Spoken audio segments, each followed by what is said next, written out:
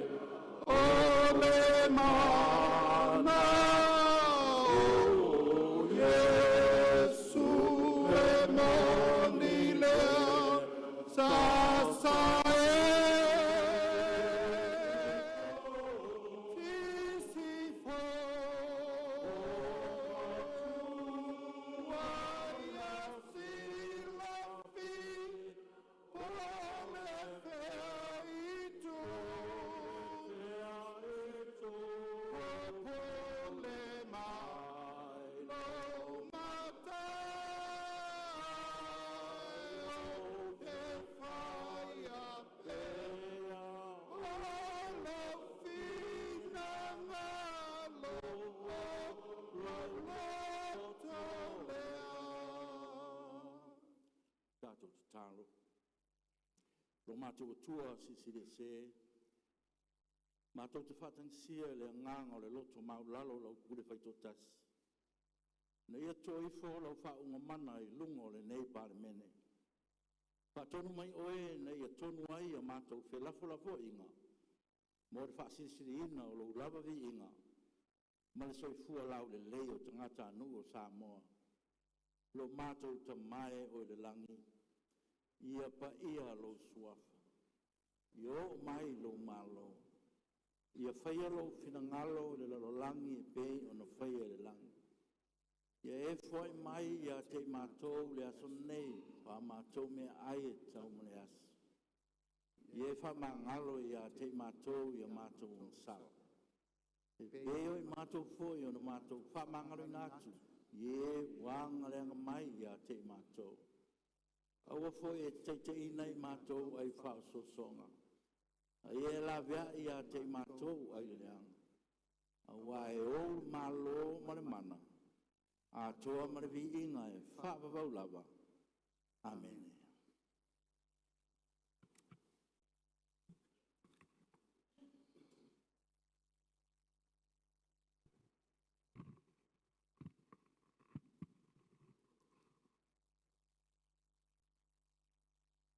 Baftai.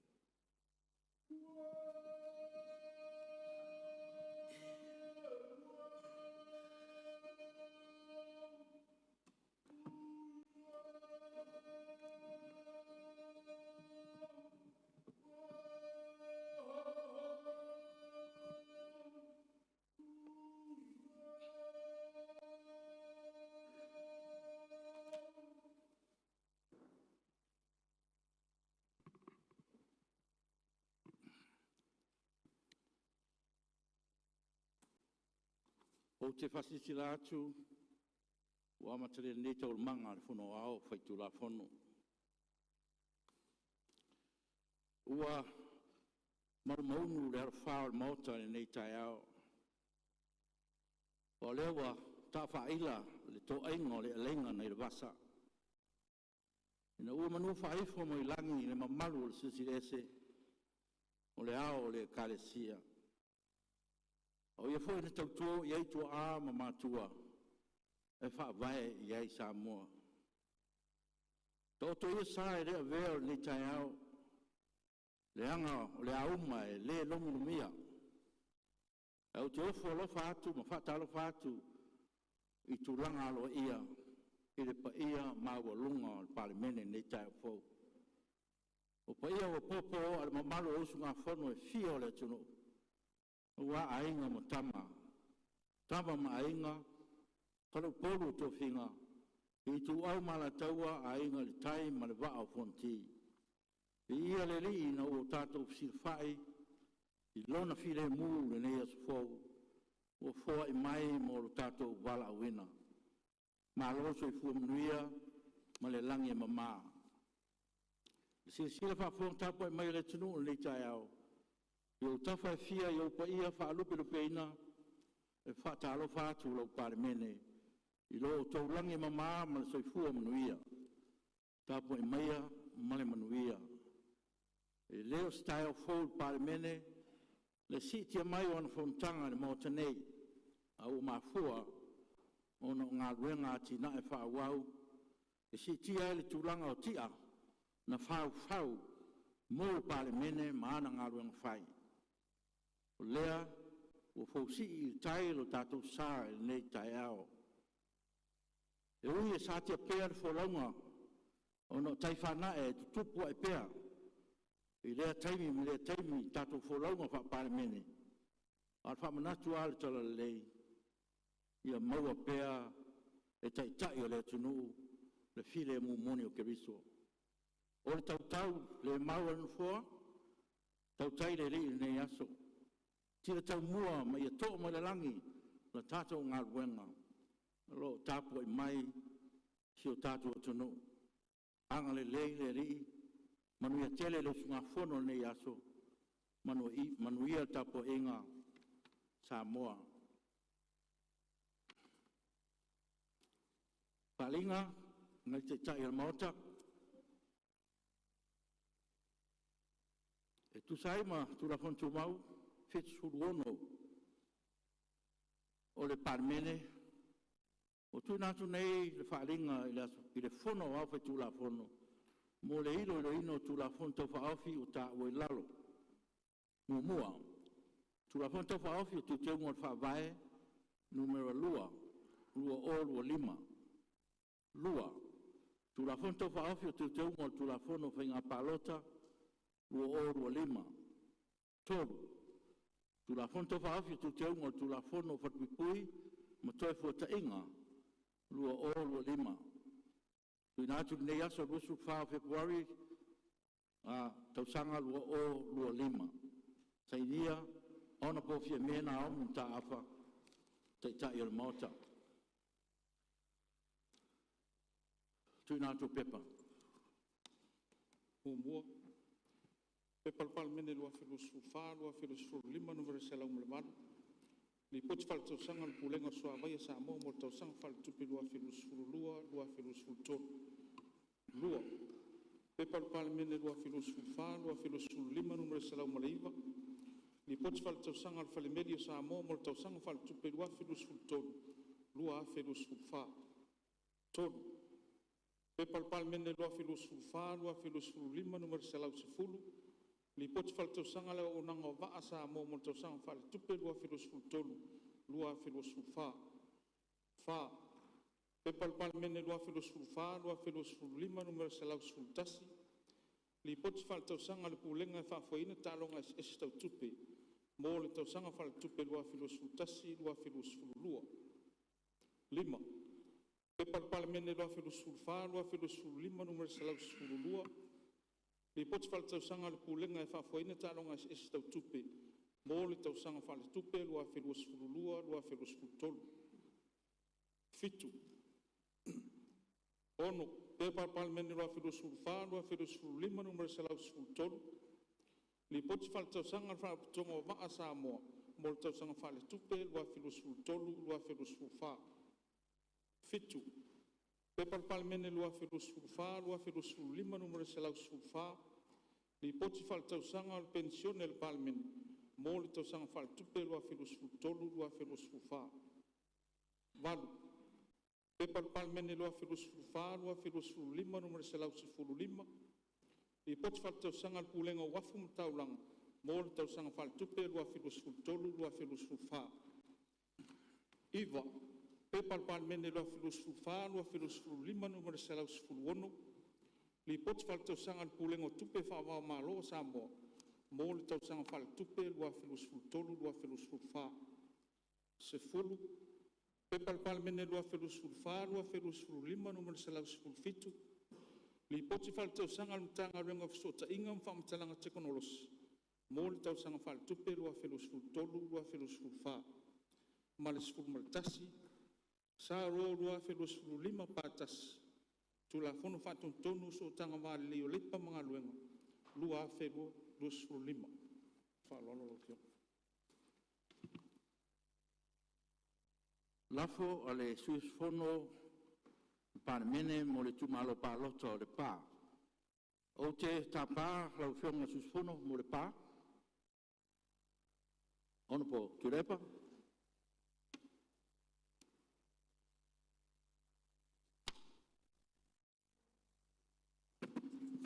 Lau whionga whongftalai au te tula i atu malenganga whaalalo tu inatu le lafo mo le palota o le whaatuatuaina o le kāpeneta le tusai ma le mata au pu tōu surulua pui pui lua pui pui a i le e au fiai le pāle mi o Samoa anu po fia me Naomi mtaafa wa whai tusai ma le mata au pu tōu surutolu pui pui lua pui pui pi o le whaavai le tūlanga e whaapea ua o lato le mawaina le whaatua tuanga a toa o le whono au au whaitula whono. O te whaftai atu surumalu ua manino lo whinangalo tu salam taupu. E mor silfia le palemene o tauru maina nele whamtalanga tu sia o le lafo. Sai mai ingo tu lafo tu mau. A mai atu ina atu pepa. An whai ei so suis fono tu le mai whatu se lafo e pe taupu sa sau nona i eile suis fono mo le pā. O le whatangaino le whawau o nem taupu tu sai mai ingo tu lafo tu mau. O le pula whaatanga ar whongtalai. O loa manino ai ingo le whawai lona taupu tosu tolu, pupui lua, pupui pi, ma o loa muli ta ia le lafo. Ina o whaalia manino mai ai i upu, o le le whaatuatuaino le kāpeneta. Tu sai mai ingo tu lafo tu mau tosu tolu, pupui tolu, e tawhi o whongtalai o nem taupu, o whaatauina ina ia talunoina, o se tasi o ta upu o tawhia ngai e tusa o whawae ma tu la whono tu mau. Ta tia le, la whelo la whono. Me rewa au whaitawina ai le whamtalanga tu si o le lafo e pēntuina mai le pepa sa au tau meina la solusu wha o Februari lua oru lima o te whaitawina whapea. Whamtalai Lafa whātū le whātutuaina e whaasanga i kāpeneta. Lea whia imana whionga i Palemea, o whai e tusa manata o tosu tolu pui lua pui pi. O le whaavae, ma tūra whontu mau tosu tolu, ma le waenga, lua sfulu, o tūra whono tū mau. Ma fuanga mo le palota o le whātutuaina. Pui a. I la susulu lima o Januari lua o lima, na whaate e se mai ere whionga i Palemea mai waenga whaakwhai e whaas. Whaata siai meisi min stai tō lima o lana kāpeneta. Pi, o lea whaate seina, ta whailo atu le whongtalai, e ala se tusi la sufito i anuari lo oro o lima, na sainia e sui al waiang whai al fast, e au fia i le fionga i a ona pola auli le otea, bolata e wafosi, ma le fionga le whongtalai. Si, taru mai le aso rusu tasi i anuari lo oro o lima, o fōringa mai ai, e nā to sfuru lima suis fono, o le Palemene, o lo mawaina le Palemia lo lato whatuatuanga, o ia, isi minsta to lima, lean whate ese whatasi mai ia, ma to aiva o isi minsta, o lato ia, o suis fono o le vaenga whawhai, ale fast i to tono le Palemene, ma i rea tūlanga o le mawai tapula ma o lalo, o na fōe lua sufetu, le mana o mia e ia e tau veina ai e whatuatuanga le ve ai ma Palemia. Se tusi tui nātu le whawhitalai le suta se Februari, na lisi ina atu ai e le fionga ia ona pola auri le utea polata e Maukosi, le to alua sfuruiva, o suis fono le vaenga whawhai al fast, ma ia tau ai e whapea, o le to tele o le awhai e sui, ua furisia e le vaenga whawhai al fast. O le lisi, o le lusu rueva suis fono le fast, e le o a fia e le Palemia, po minstai to limo nan kapeneta le an whate ese. E taua tele more manuia, lau tele le tunu, le whai ai se parota, o le tūlanga le whatutuaina, e ia o mai ai se maninonga, i le neimta oku, e whaamata, o lo iai pe le kapeneta, le a fia e le Palemia, le whatutuanga, o le Palemene.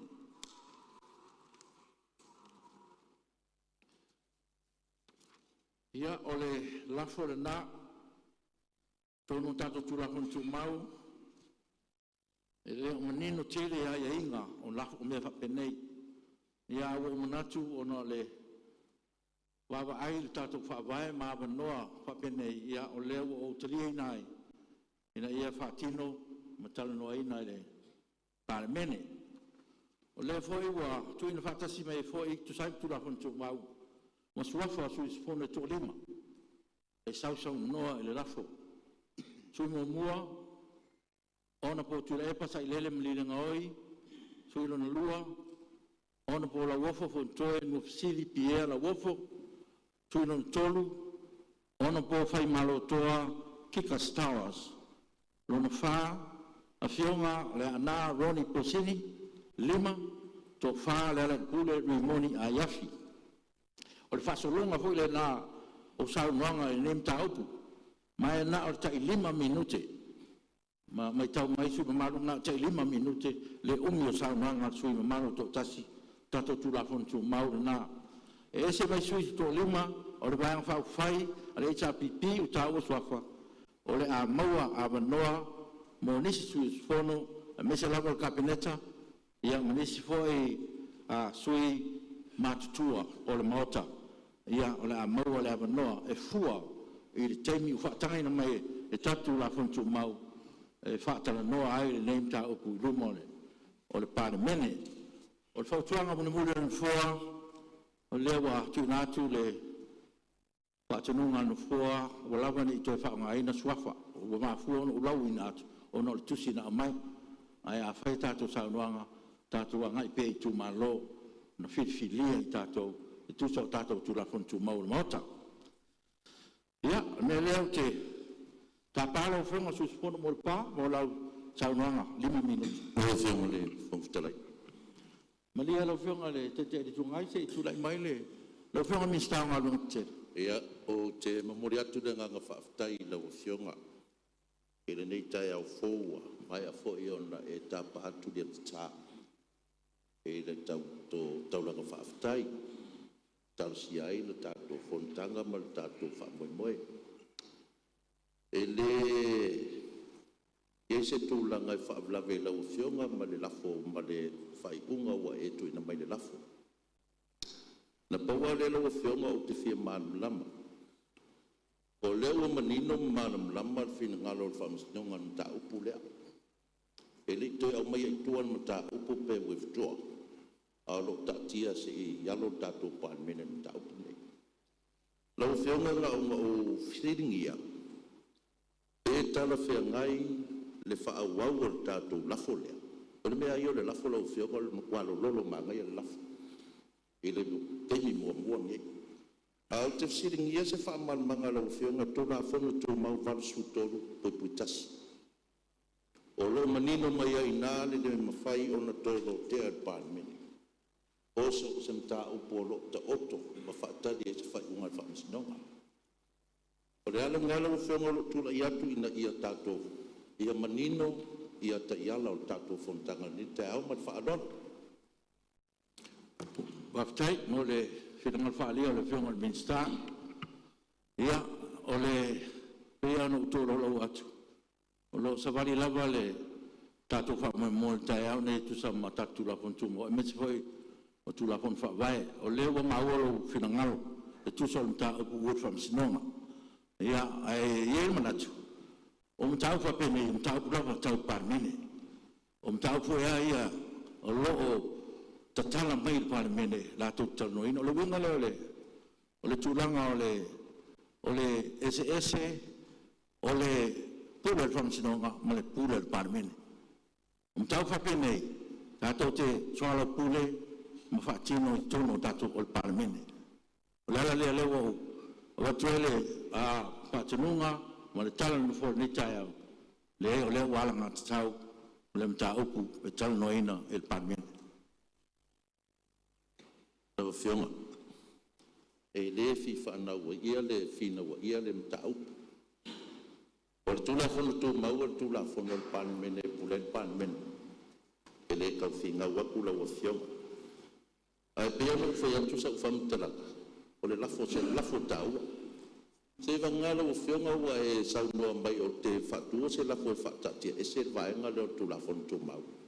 Ai kapo walo kapo ngāwenga ma le whaata. Tula beso o kaleta na Ka tai lau whionga whatala whatu ni tai au ia manu. Mo le silfia e lau whionga. O le unga tu ina mai e le whaamisinonga ana nafi.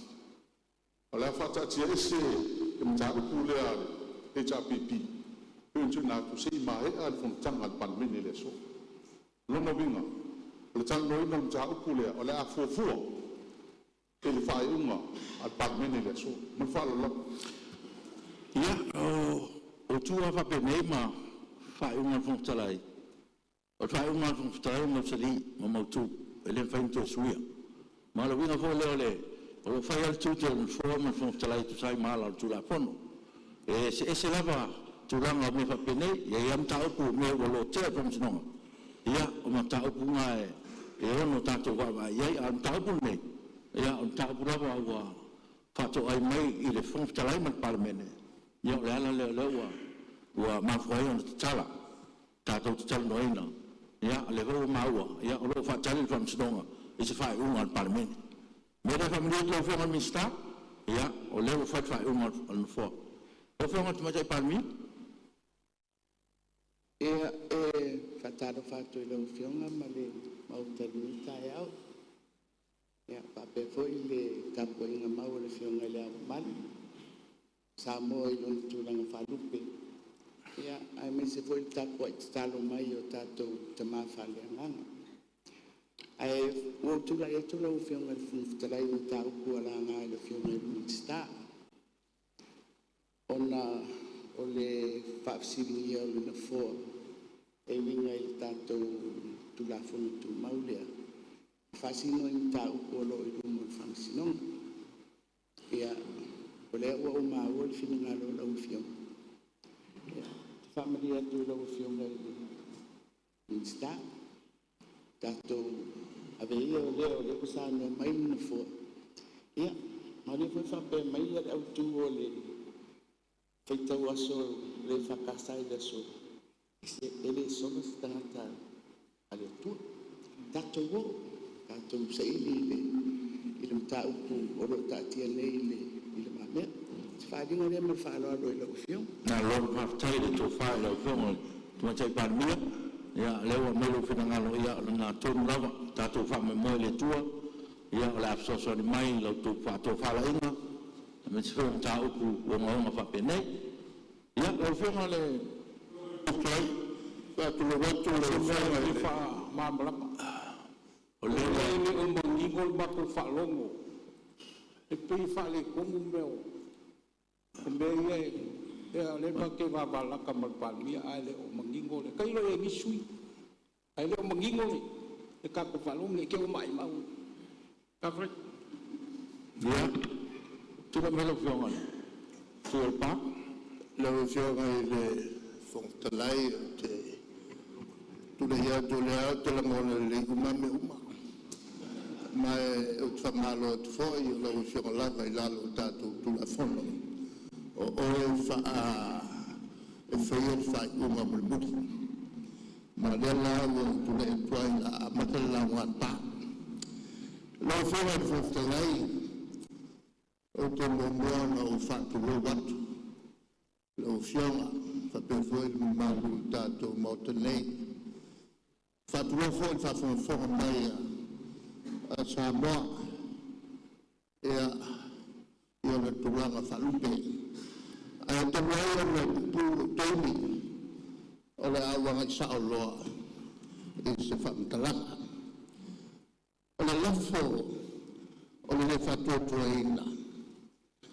E whaalua o le tupu i le whaasfumba le lua tausanga taluai. Momoa i le awhi i se lava le lua. Na iai le whenga malo tupu la efi. Na uai le whenga malo. Malo le i tāpipi. Ma tua iai le i tāpipi e whaamwhaya le malo. I ralo le Palemene o tofi lau e ti sana. I le awhi i se lau le lua e le whaura. Tau tupu whoi. I le tausanga e awhi i se lau le lima. Nā fuai o le whaasa.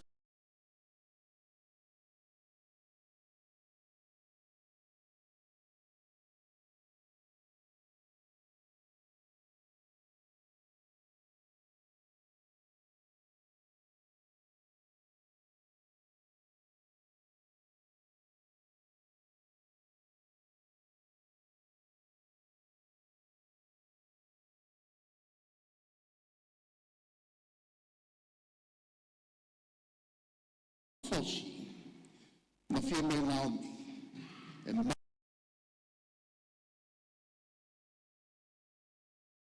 e lafo tai au nei.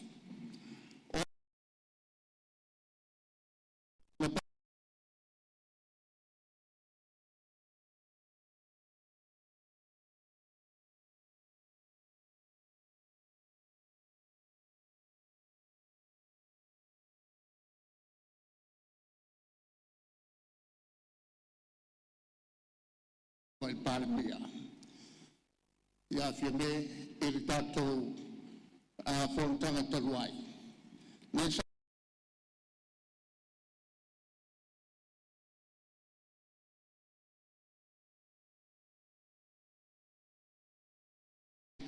le Palemene. Ora whatape. Ora tō fia o sa iai le lango.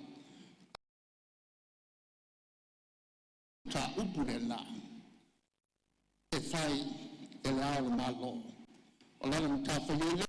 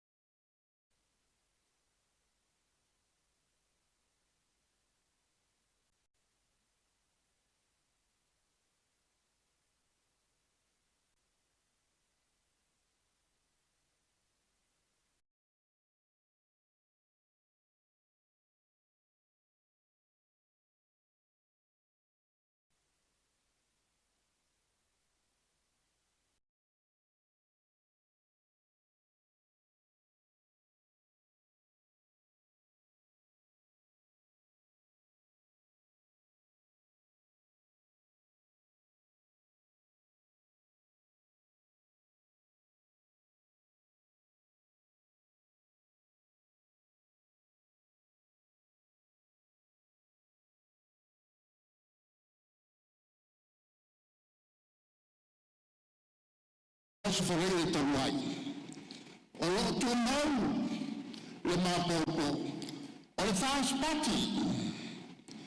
Na balota mai ai sui o vai na whai. Nanga mai, le maunga lea. O le Fast Government. O whai le lato lava face bench. O whai floi lato whips. So te semi uto. So te whano li. Tofile lato tangata e whaselau lato mutaipu. Wa lea nei i lato e pe o sosiete. E whau boina punega whai malo e ui e le stala. Ai ato whai suri masui e kāpeneta e vea o sosiete.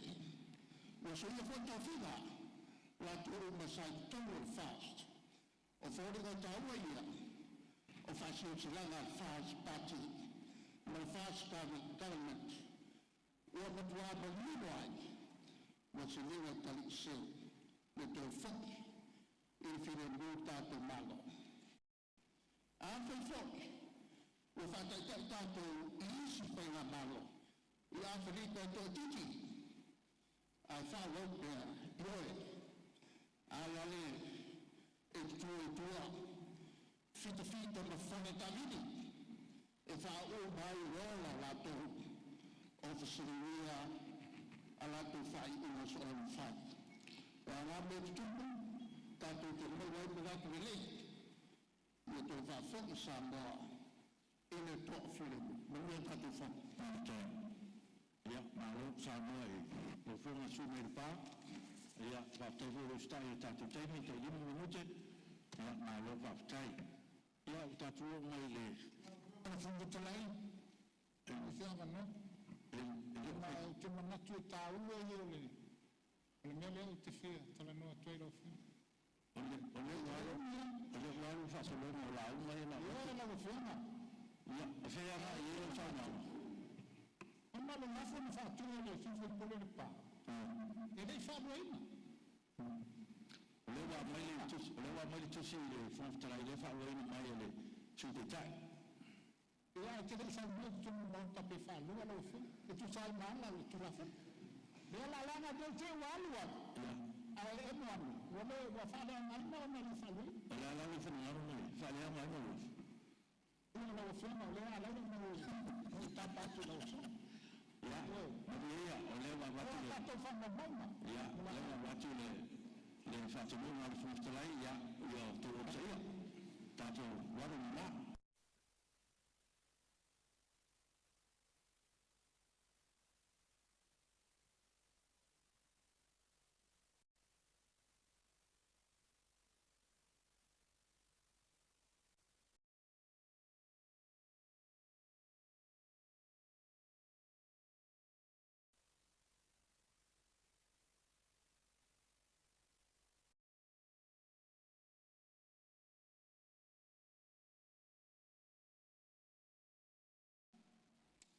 Ina ua whase e se le vanga whau whai re cha pipi.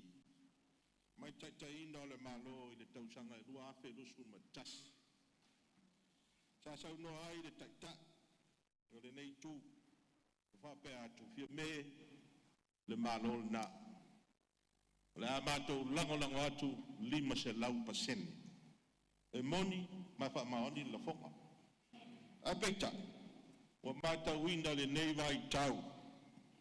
Ni fe ese inga onga wa tu lai mai a fi ai de fainga malo si de fia de leia le tunu e tu langa uma e pe ona tu lai mai wa nginga foi le media fa tanonga press conference ale fast wa le o to e fa to ina le lato le pale mia malana fainga malo ma wa ta wa foi e lato mandisi o lato sui lunga o le media o le whainga malo le fionga le pale mia ma le kāpeneta o se minority government. O tāua malo mia I le media se saunoanga le tak fau fidia a le fast. E whapea e le ai se fast government. O na o le Fast Party o loo ia taitaina. O lona winga e leo se whainga malo o i lalo le vaenga whai a le fast le kāpeneta o iai nei au fia ai ma le palemia. O le upu moni ua vā le whongava. Ua le ma whai o na toe tuku whatasi i lau whionga le whongwhitalai. O le tau awhianga le palemene le masina o Januari lua wherusu ma lima o tua na iatu. Nei. Sa matautu ai le tua ngai po ua maua se fofo o fe ese a inga ua tula i mai. Ua a fia ai le whainga malo na sa laua lunga i le manatu malewa ai. Le file mua la tunu ma le so longa le lei o lana whainga malo. Ai peitai ua le maua lava se fofo o nei fe ese a inga. Ua matau ina foi i Fonotaga a tātou maota pe fo na moni mawina nei tai au lo la ei le vaenga whai le fast i le lātou tōnginga pe laue lanu mumu ai le ai le kāpeneta. Lau whionga le whonga talai o lea foi pe o na matawina ma moni mawina lea foi ua se e bai lātou i le tū angai o no fo ia no foa o lo i le tū angai no manatu lea lau whionga le whonga talai o le nei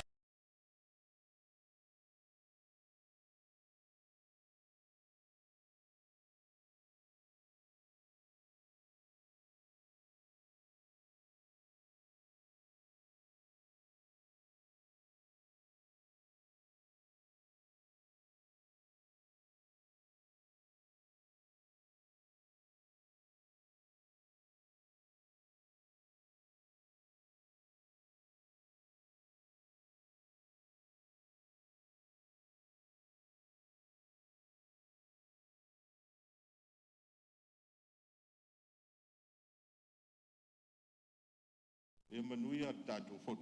Malo. Tai mea mnoa. Paftai. Lau whionga le whongwhitalai. E le taimi o le kāpeneta, lau whionga le minsta. Ma le lau whionga. O le e fia malam na mai lau whionga.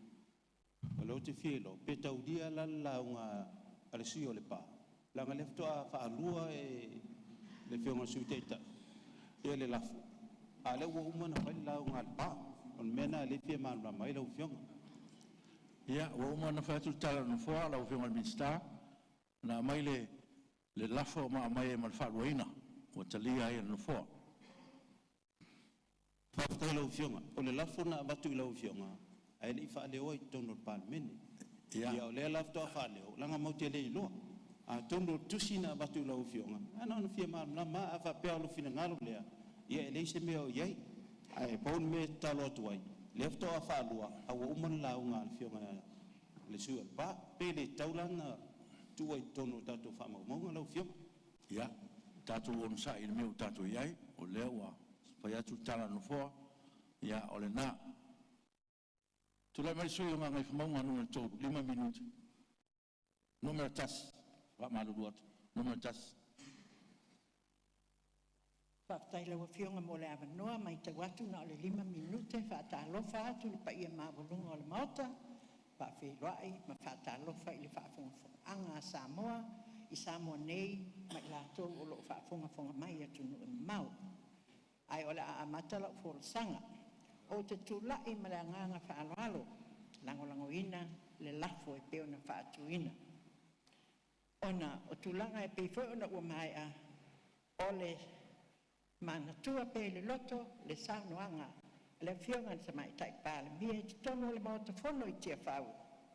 I le awa noa, e nā te whautua i nai le ao le malo, mo se polo inga e whaata apel Palemene. Ia ai alo le atunu o mo se whainga palota. O lana saunoanga le pi whaafolinga mai a mātou uma, wa atili eina petoto ai, pe wa ese le lango, mai le vaenga sa whae ngoa to tele, o le vaenga le fast, mai le whionga tamai tai Palemene.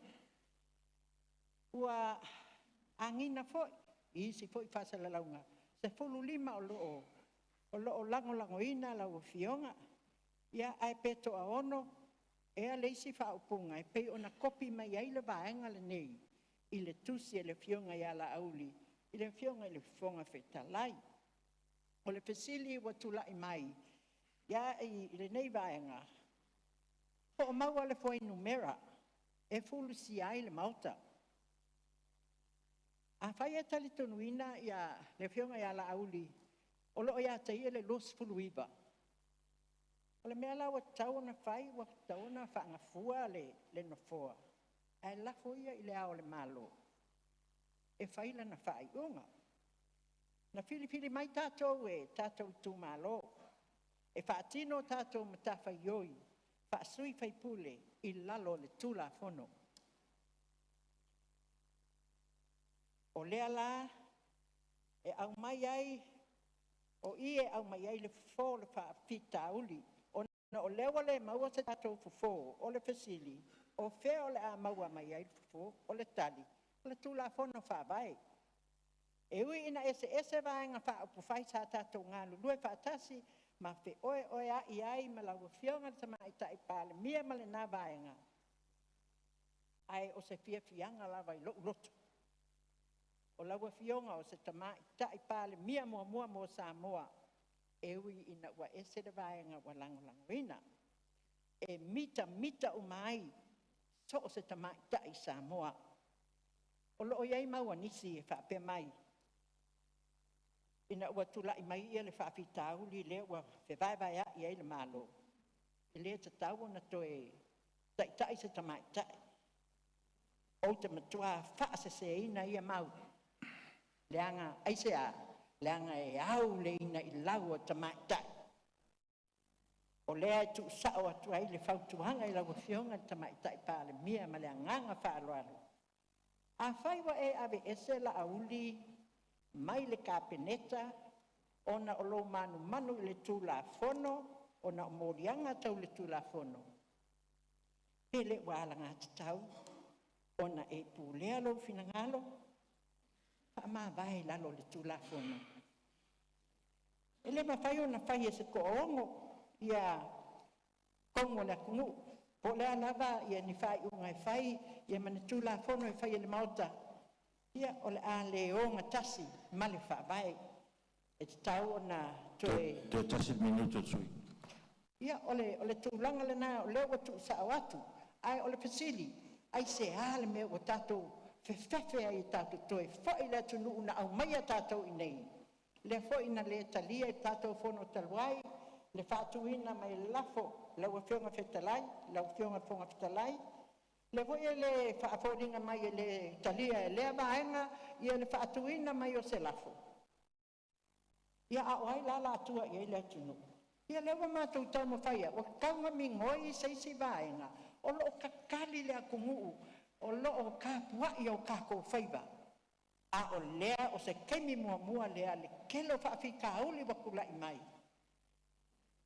Inga ia whai se musu le nganga pa ia kako o malaba lo kongo o le Palemene kako fa mau lalo kako loko kako woile fai le kula fongo fa vai o lo fa penga o la kula fongo fa vai la fisili ioi ale wo kako mal fa vai I le akua Samoa o le oponga alanga mai ele ko kelo le kongu fa o mai ma kelo meka ke la fesili mai le Pa o mai sa no ha sui.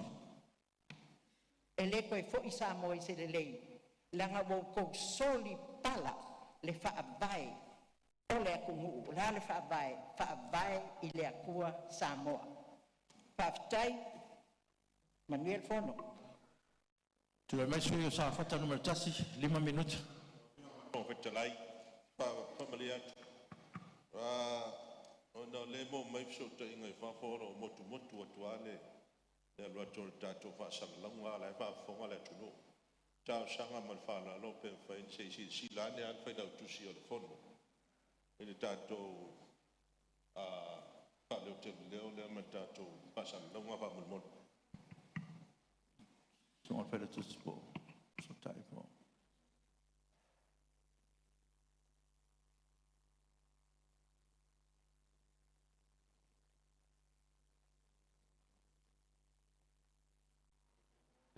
Ala lava. O le tala le mau mai e lau tape a tua le lai. E a tonu ai si e mato lau ngau koe ki lea. ma fa lo Ia, on sa i tātou mot. Ngai le Fonotaga Palemene mo sa vanoa. Ia, sau dong mai. Tui o ngai mongon mo tō. E le whaamaonia ukuia. O lea o te tilo i lau telefoni o lea lava e alu ma tātou whasalaunga. Lea ise me tasi o whale tonu. O whasaonga le nā. Te le lopo ferme ko le fia telefoni e lau li ia. E le mwhain whaatamala le ofisa o umana tā pena uma te uma. O le tā pena mai le fono i nei whale nei o lo o tā pena me uma. Tiko e ki ia lo lo kua mo o kaimingi. Tūrai mai sui o sa whatanu matas. lo fianga ile fo fetalai ya fatalo fo ile tato Palemene nei talo fo Palemene ya ai me se foi fa fo nga sa mo tato lo ile mamalo le atunu pa ia fa malo pa ia fa le atunu ya me se fa kalesia ya ba tu se ba chole on nei fo sui lango ai le mau tu inatu chalo ile o toi poi ile o toi pong salta to o tono le fafita u yo tu la mai nei o le fafita u le ai o fafita u le fa lo toi fali le foi o te fa longo ile sau e le fa ina il Palemene a lo fiongo me monia o matua fa ina il Palemene o matua fa ina il Palemene si si lo fiongo ile se ile no for il Palemene le wa no fo ile tu amato ai si la fo tongina le wai o matua ai se e la ule fa taua o matua va fo nga va a le o fa tau fo me le wai i tato o fa tau mate le tato Palemene e Palemene ma cabinet tala le no fa no e a pasi atu la fono nei o sawat a o tu nei machine foto e fa si tu la fono ale pasi fata apelo al Palemene o te tono ele o tau mate tatou Palemene le wan matua mauti noa wata apel tatou Palemene il tūlanga le wai ai ai o te whano noa fo i le ngangana le wanga i mai to amat nei a le tai al tatou liko na whai al tatou angapong sui le ngangana o lo lau le mai tau wa sui mai le ngana i le leanga i le matua i le anga le o le ngana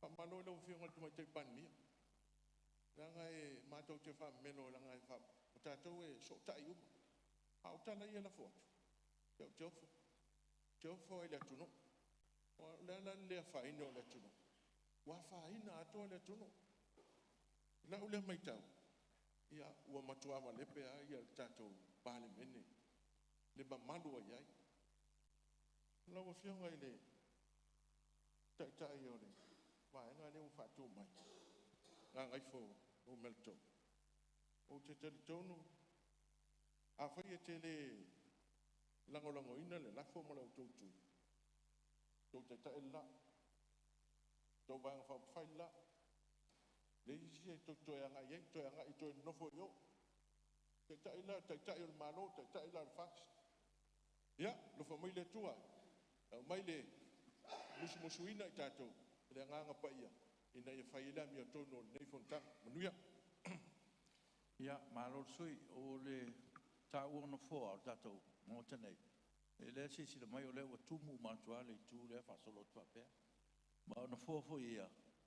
Ia, e whatonu lawa le Fonotaga no fōa sui umo le tunu. Ia, o le tulanga nā mō le silifia, sui mamalu. Ia pe e voi seisi sui e toi fia sau no iai. Ia leo whai atu le tala no fōa. Tulai mai sui o whale ata tolu, o le tātou launga muri leo tō 5 minuti. Me fi fa mal malama. Ya, sau no. Maria lo fionga sui o para to sei tu lai mai. Ara we sau mo ile no fonga al tato Palemene. O me pule lo fiong. Ara fa ta tu pule ta. Le foi sa tato fono i tene mota, tia fa. E o sa fa inga le.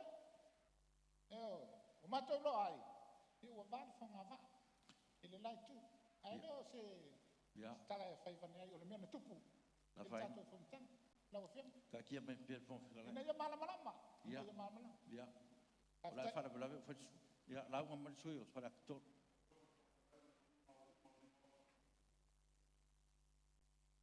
lo mai. Whafonga anga tapu mai Samoa. Sula ia tu maleava. Pai sta lango nai lafo pe tu na tu mota. Le fa tu tu ino te inga tenga malo nei. E pa io malo mota. Ta pe Samoa. Ale tu ia stala. O mai on pai pai fonua sa nonga. O po la tunu. E fu al kupa te kupa. Sa ili le u ili tolonga. Ai fanga le man ili au fueta. On soi fuanga. E fai fua i fa ton folau. E lima ta ina e ta yala. E fua ia lo fafo male u fali. Tai nane so spaenga. Ma so pulenga o soi fuanga. Sini lea. O fea al fa ton folau. A o lea le ta yala. Le fa ton folau. O lo mata tele tonu fa vai o Samoa. Ta yala. O ta oto i ta tu la fono. Mal puleanga ale tu la fono. The rule of law. E pe on tato lau vilu ai. O le tai kupa. O le tolonga. Ai o le au fetalea. E fai fua iai. Lo to soi fua. Mo tato wola tai. Ai sea. E lei se si maota. E si diai. E lei se si paenga. O se si pulenga. Tu tono Samoa. E si diatu. I lo le maota o tai filfili o Samoa. O le filinga tu petoa Samoa. E fai atonu fai o tato watu. Mo le manuia lau tele. Le ola fia. Le ola file mua tato tangata. O lo o tou. Ma lo matou wala o ina pa ia lea. Mo Samoa. O le fai wala o ina. O fae ai Samoa ma le tiu te tau o tele. Ia tau solo mua i ona tai. Ona fai atu la fono. Ma si musa. Ona usta ia tu la fono. Lau fionga le fonga talai. Ma le nei maota. Le lafo o le mamea. O le lafo le fa tutuina. Ma mafu anga. Fa avaea. Manina. Tātou te pisa hai fua. Mea tātou te no fuai ma tūlanga uma. E ai usi le fia le atunungu. Mea uma o iai le tātou pani. O le ala lea. O le atu sao. Le fina ngalo. O le neitu malo. O le aunga. O le manatu. O le upu. Pule. Authority. Pule fa vai. Pule tu la fono. E lima te ina yo tauto finga. O tātou tiuti. Awa fa mele tu sel poto. A lei se pule. Ua mala ia nu. Pule fai e ton fai. Al tātou watu nu. Nau whionga le fonga talai ma li mota. A so se pule a e iai fa vai te ti ai lunga. Awa na o le tua. E pule tu tasi. A tātou. O le pule o tu ina mai. Le authority o mai le tunu ia tātou. E wha moe.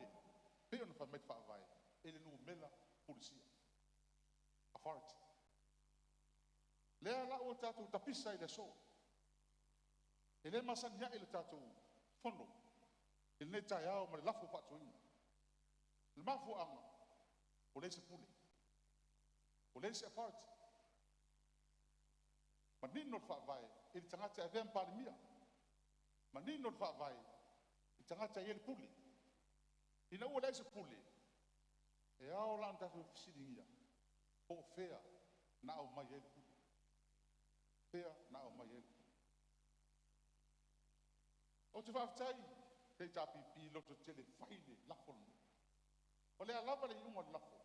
Au whaatino. E lafo e tau na whai. Oa. O lea usao noa. Le whionga te mai tai Palemene. Iai se taimi, e le pasi e stu la fono le Palemene. O uma po i mai. O lono winga. O le malo si Tu tasi minuto sui. O lo ele. e malo e mai lea Fonotaga i lea Fonotaga ai ai fo o lo e fu e te tau ona toe sa ili e Palemene le nu mela e fa mau tu e pule lea a fai e lea ona fina ngalo lea e fa au fa mai nalti kamen nanga malo fa tai u fai tatu tonu e le tani inga lima e le tau na fa pe la ngol pule mai nalti e sa meme te tu lo fa fonga le e le se fa vai ano no vinga toe fa fo ile pule ile atu e le se fai pule fi al pesa pa lo ka kenyi le se fai pule ai lo tatu nunga mal fa maona a fai o mele le maota nei le pule na mai le tu tanto toe fo ile atu ave pule ave to tofi me le tu nisi na to tafia le pule le a wale tatu mat fa la pa tai alo paafetai mo saunoaga le tatou toʻalima lea na avatu nofoa ono tatou tulafa na tumau e toʻalima ia sui e lauga mo le faatuina o le lafo ma lagolagoina le lafo ia tonu foʻi tatou lafa na tumau ia na o le tasi le itulā fai talanoina ai le tulaga o lafo faapenei ia o le mea lea o loo totoe le taimi ia o le avanoa o le kapeneta ia manisi foʻi sui matutua ma sui sinia o le tatou maota salo pe lua pe tolu ni sui ona mai ai le tatou taimi tula mai le o fenga ni sta ngalo ngate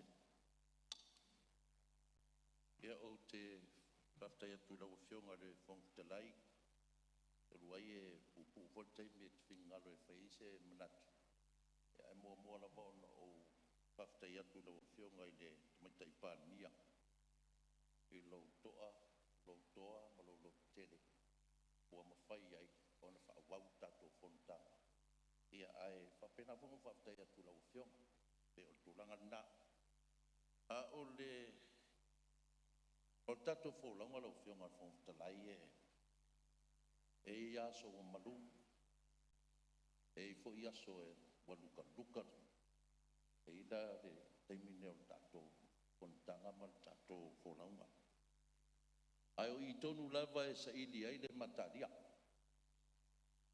e sa ili ai le tō whae lo loto ai whaaftai wa mai le mta upu lea pea o na finangalo i la fionga te mai tai Palemene e watu i whai unga o mta upu nei lau fionga te whongtalai i lau mai tau i taiala po grounds o le whaavai le lafu o lea ngai tonu mai ai le ese inga ale matou vaenga whawhai. Lea ngai tonu mai lawa le tūlanga na. Au uma foi na sau noa lau whio ngai tonu motan nei. I le au mai ama tom ta upu tonu al Palemene. Manino le le sau noa ngā lau whio. Ai tauana o tala noa tu whapea. O le inei ubar matou vaenga whai al fast po le whatutua i le tua Samoa tasi. O le upamoni na walo o whio. E nā na wha lele o matou. Wheese sia i tō wha ma le uta i matou mta upu. A o makou loko. Kusa o makou loko i kusa. Langa i aida makou wala winga man makou ngā ruenga makou mai whakingo ya Samoa. Ne le lau whio ngā whongtala i le si ainga i le pisa. E lu ngā la lo whila fo inga a inga a uma lei. Ai vanga ngā la le a inga voile vau kunga ua ulau moka. Wo alama me wapenga o a inga la ngā e whaale le leile mawhawhau. Ai pea ngō kau aku lau whionga i tu langa o le whainga malo a le whatutua i le tua Samoa. O makou umai e le pakinga. Langa ua matou ma osia i le whainga o le pakinga. Mana matou wha moe makeo mai tai Samoa. I yala le tūla whono. Ma kere koe fia fo i kua.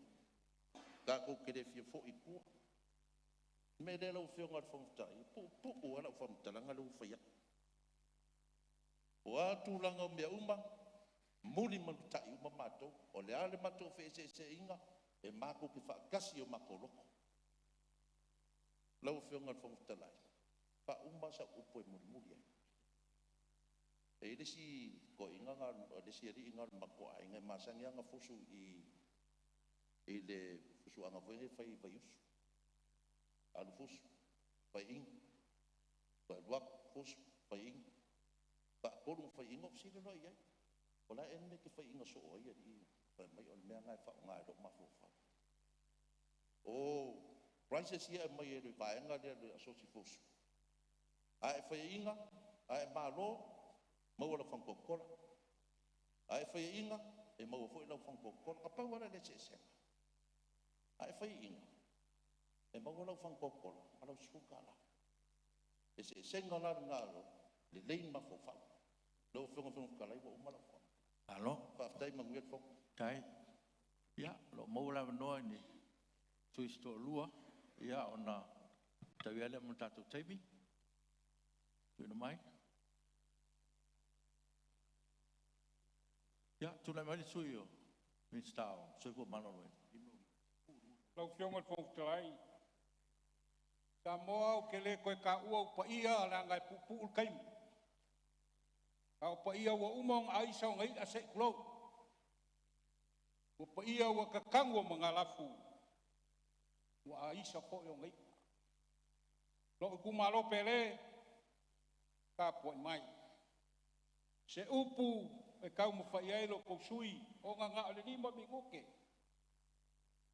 A fai a umango fai ka waku le kakalo sangako flangisisi. E avea maka iala o lau launga. Wa lava nga. E ka waku i le fionga le kai o le kua ngai po o nga manga kua pea. Le kakalo lea. Lea li ie. Fai a uma au wala o lau fi le mu. I le mea o iai le mae a. Ia ou koko ai le lofa. I le mea o iai le loko wha mangua inga. Ia iai le nganga wha mangalo. I le mea o iai le loko masasalo. Ia iai le nganga wha kukua. I le mea o iai le akua kuvale. Ia iai le wha moe moe. I le mea o iai le pongsa. Ia mala malama. I le mea o iai le wha ngongoa. Ia iai le oli oli. Ia li ie. Pa iai. Po ai mai ia ke au le nganga o ke kausiri ai. E le inga ia wha mawhangwhanga mai ngaka. A ia o wha mawhangwhangaku i ngaka. E le inga ia malamalama ka ngaka ia ke au. A ia o malamalama i ngaka. E le inga ia alofa mai ka ngaka. A ia o alofa aku i ngaka. Wa o le fo iaku ka kou ki mau ai i wha mungianga. O le wha mangalo aku, ka kou ke mau ai le wha mangalonga. Mai le oki, ka kou ke mau ai le ola e wha mau. Amen. Tau whionga fong whlai. Ke le mangoa ngoa i le mau. Kala ese ese. E o ai lau sui umakua. Ai sao le leilo. Ai ke iau wha leanga wha pusea. I lau kumalo. Ai awangi galo lau whionga whlai. Saya se kasio fai interview fa ko New Zealand kwa usau las kongai ke ngai. Sa su e kwa o fai sa interview la kala ia. O lo fai pule o le moka Samoa. Ele o se fai pule fia interview mo fia kala so poko mo so loa. Langa Samoa le moka. O ia ka kala upu ale mo. Le la ko kala ke ni. Lo fio mo tu. Sa o ka uai, o ko va ai o interview ba la si fafo. O ko va ai o kali ba la sing interview ma kali me. Le ai la nga sa o a le ku ai o. O lo ka ku spa ia le ko sa ba. Ku spa ia nga ku ai lo lima mo ko ai. Ia ka ku le Palemene mal maro. Le fa ka un vale so nga. O la fo ia fa ku mai lo pio nga tong klai. Masa unga ia le chapipi. Le ai ma se mangaku angoa. Le ai ma se kahua i la whanoloko. Langa o le peisi la ko kala gai. I le mea o le iaile, le mako fast. A o le o ke kalpong. Sa u kalpong ia la uni, nga ua fisiri a kea. O a ulava ia o le paki al fast le o ke kaukuai. O le malo al fast le kaukua. Sa alanga le mako vaenga. Ia sui malo, e makua foi wa. O le SNDP. Ka u fa popo i le fast. inga ia sui malo. Toi tasi minutu. La le sa kuelo lima kuspa ia mau kau le kua. Pa mangalo sapo. Ia ma ia. O ke le la unga faaleanga sis. Ele ai ma se upu ke fia faaleanga sis sa sui fai pule. La ngol moko Samoa. O mo ka kala ko fa. O ngol pupu kai mai mau pe ka umi. Ya leo kal ngo aku lo fio ngol kolai. Ia nanga foi nga ke segi. O ke fia mamala. Ile kusi nga ka wel ko iwa. Po sengi ai le ko iwa. Ya alanga le faale kasi nga me o ke ai le mele. Le fa maungia nga o nga sengi o ke ro. Wai sale kau mai foi le ngol mele ai. Ia oile lo fio. O lava le. Rango uma kai. Ya le toi tasi startu sui. Au pun tato taimi.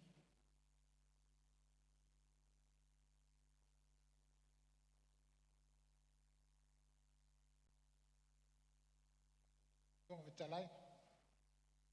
Ya. Tulai ya tumale apa tili. Kalau pion anu fo. Ebe mogo sota mano na. Ya o te alu lalo ta fale fo ile o susi ni o mot. Ya ta kusai malo finanga. O leo mai a le to limo le tu ngai le ana. Sa le lo go pion. Ele fa se ina. Ya. Ai o le na e sa lo. Ya. Nisi suisi ni al mot. O la nisi suisi ni al tatu mot. Pea e finangalo e fai se tala. E pu vo ya ele. Ia fa fetai lo feonga o Samoa le tunu e mamal. E ole. Le atunu e fa vai le tua.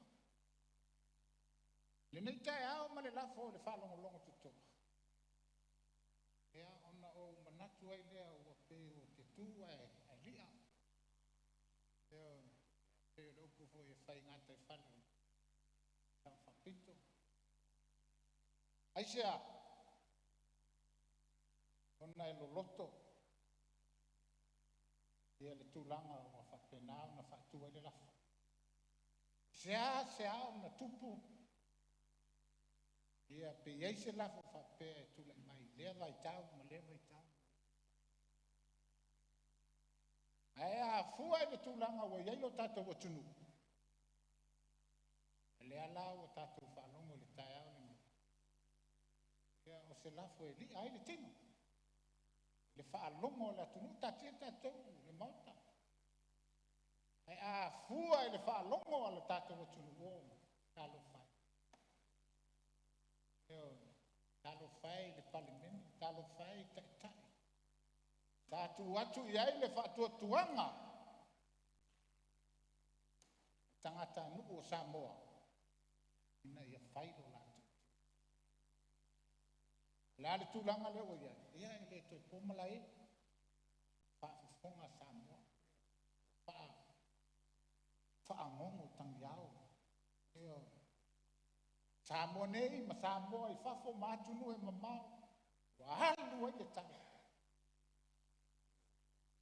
Ea lau mafua i le tai au le. Aisea. Sidia mea le whai pule e ate. Pe aisea. Ea ua lava whoringa i a tātou te vai, a tātou te loa. Ea ua malepe. Toi tasi minutu sui. O le ala lo le nafo. E ala foi leo le tūlai o le sui mai le pā. Walangona le toina. Ua te le le whai. O le anganga fo le nā le sui whai pule. Mai sanganga tes. Talo whai ia Samoa. A whai o fōringa i. Wha tala fonga tātou tala wa o te whalongo atu. E isi whai pule pe fōringa mai e wha tala fonga i ala. Le lafo le na wha. E le tau mo whi. E le whaalongo a le tātou atu. Ma le tātua inga Samoa. Wa whai wa matute.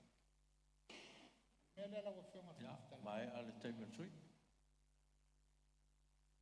Ia, ola le teimu se tala. Tai. Teimu sanga. Teimu le avano. Tai lam. Malo, wa tai. So yo ngangai pumonga lumatol, le na mau atu tau tulai mai. Yo e tu lai lava ma le ava ma le wha alo e fisili e tu pea I lau whionga na foa. O le le ma e a le tari al kapeneta. Pa tari urungalu fo iso mātou leo e ave pefa mo mua pesa o norte mai ta I Palemene. Na wha tuai leo so mātou leo ai ale ai. La batu mātou tala ma le nganga wha alo. Ya, tot pera no. Ya, tau no leo tala mai Palemene. Aftai lau whionga I le whangwhitalai mo le mātou wa manoa. A pai atu foi ia whautau ave. O le malai o tui savalalo na sa ili ai I malo. O le whionga le tua ia selu papele. E leo le fita fita. E leo le malosi. A lo wanganga o whetalai mai ai le tua o au. O manatu lau whionga le whangwhitalai. Whai nā matai muanga o le tautalanga le nei tai au. E whai lo leo. Whai masui o tu malo umanei e lala atu e lua sifuru maleipa. O le ainga o le whātua tua I le tua Samoa tasi. O leo wangina I malae le toa whaa. Le taitai o le tua ngai o leo a tātou tala noa I se tasi o mata upu o ngaonga I le tala whaasoro pito o Samoa. Pa ila ia le tāpua inga le tunu. Au whainga luenga te tofi le tua. So se whata whaitau langa. Pa ia Samoa I ona tūlanga whaarupea. Tūlau Samoa.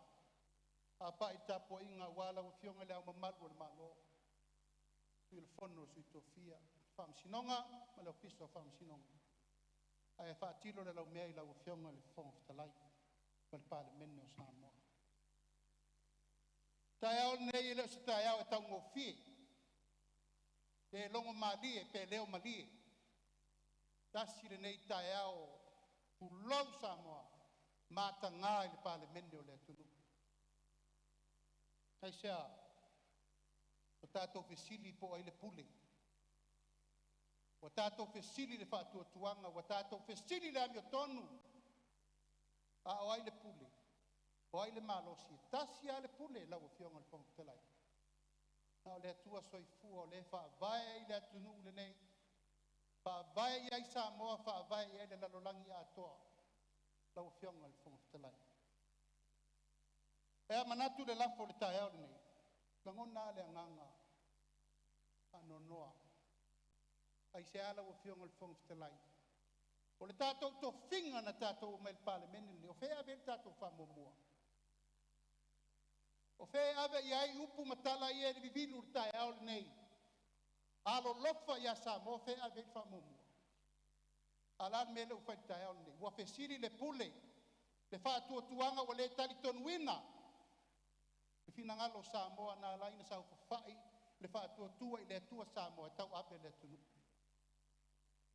Ananafi, lau o whionga le whangwhitalai tātou lau viviu ai tu la whono. Onga onga. Lai whaatari mai ai Samoa. Pile tolu. Se lau mono tupu talo sanga le tunu. Tau whai le maung. Tau whao le mai mara mangalo. Whaafetai le tua leise toto masai. Bevesi ai tu malo. Pile tolu wa wale. Whamsinongo whanua masuafa. Ananafi, tau nuu tu la whono. Whainga palota. Maisi mau tu la whono. Wale manui o le tunu. La whaatari mai. E leo le whaamua mua le nasa. Tau na whaila o whionga le whangwhitalai. Ia leo o tātou mai nei. Tosi le lima. Tu wai. Leanga. Whale tonu. Le tari tonu ina. Whea ven whamomu. Whawhea Samoa le whawhonga mai. E le taunga malie. Tau a whionga le taitai o le tua ngai. Whaatilo le lau mea. O la le upu le whai I amwhile mu Samoa malona malo. Alal me lau tūlai me le tai au nei. A whata ape nei la le Palemene. Tal me lafa. Pē tua I le tunu le si ono fitu masina. Pa whena whai me I tangi me le tunu. Se lau tar sanga le whaatali. Tu la whono hai. Hoi na whaia tu la whono. O tau na whaia. Pē tau whau atu nei tu la whono na malepe. Le tinga ina I le tunu le taimi nei. Lea lea o le tau talanga tu sa o upo le lofa. O whianga te tai le tua ngai. Sulu le pelu lo na whamuenga. To e liu le tō whāpo pe ave e tātou whāmua mua le aso nei.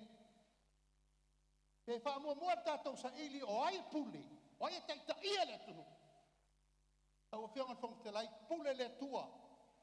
E tofi le si tai tai o Samoa. Pe a whai wa whesilingia le tai ta inga a le whianga te tai o le malo. Atu lawa i le tu malo. Ta le walasi ma lau tau tama. Io mai ali mau falo polu ma fale atua. Si tangata ma la to wainga. Talo fai lau tapu e mai.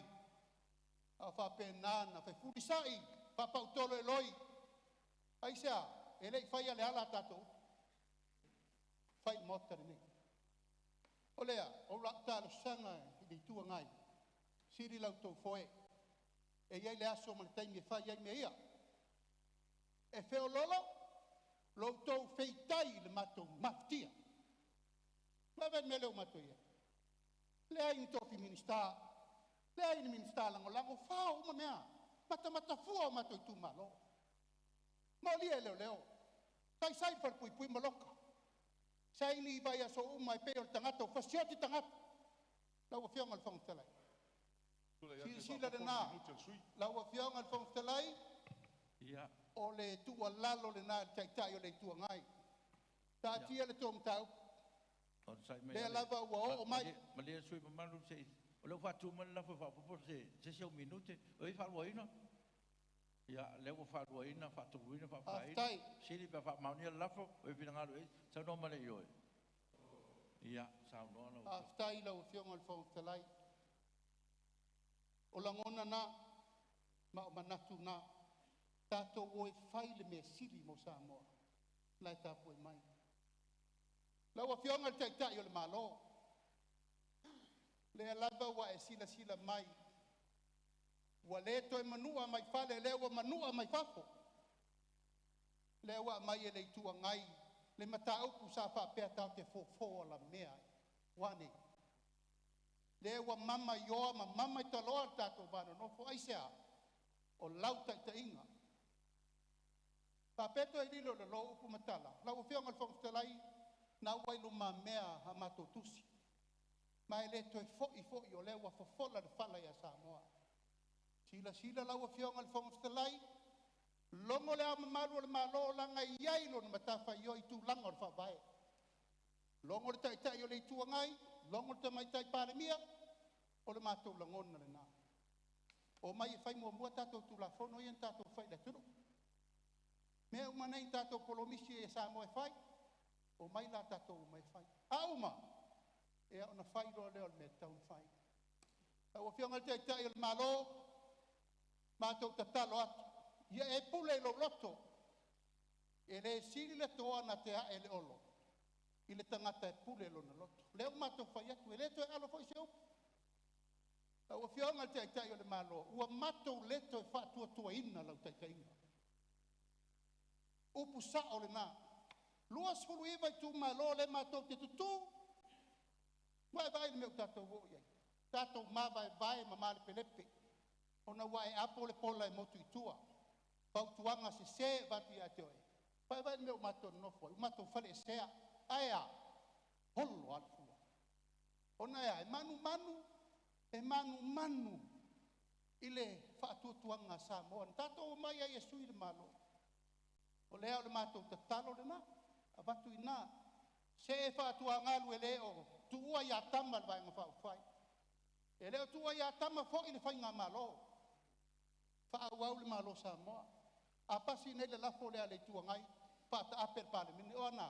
Whaatu masina tau sanga whaatari le tunu. Ai a whai le tūlanga i te pule loto.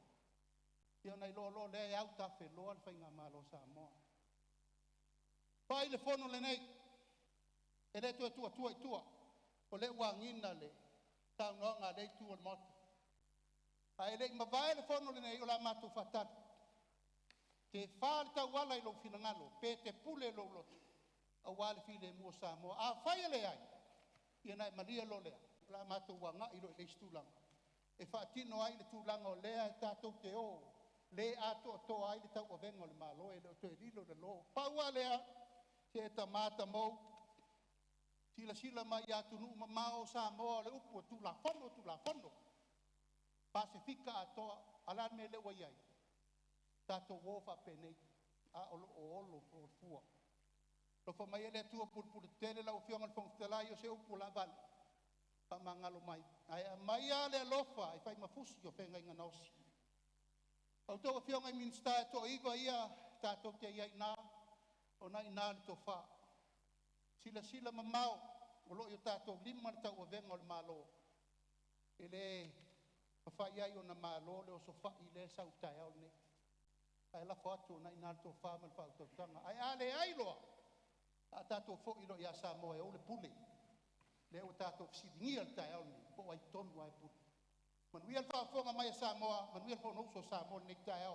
so i fu mai man wi ia o le o mai te watu le o mai sa no mo le lafo fia tula ia tu le tu le mai lo la de manino le tau kulea e tu mau le lafo ale vai ma fa fai nei a fai o iai se finangalo o le sui fa to a fa ma vai tu nei to ia file mu le tu no aluange ka ku fi me o mai ma mau to a me ala ko fai ko ngi fa penga ma fa tsara lau ko fa ke afia me a fai ko kong awal fa ko kulua me la le tu pulei ma lo si fa ngutu lua a fai o finangalo le we ya te to o mai la ko le finga ba lo fi me ya la o fianga al fong tala so sonen fo o tu saoia il pa ya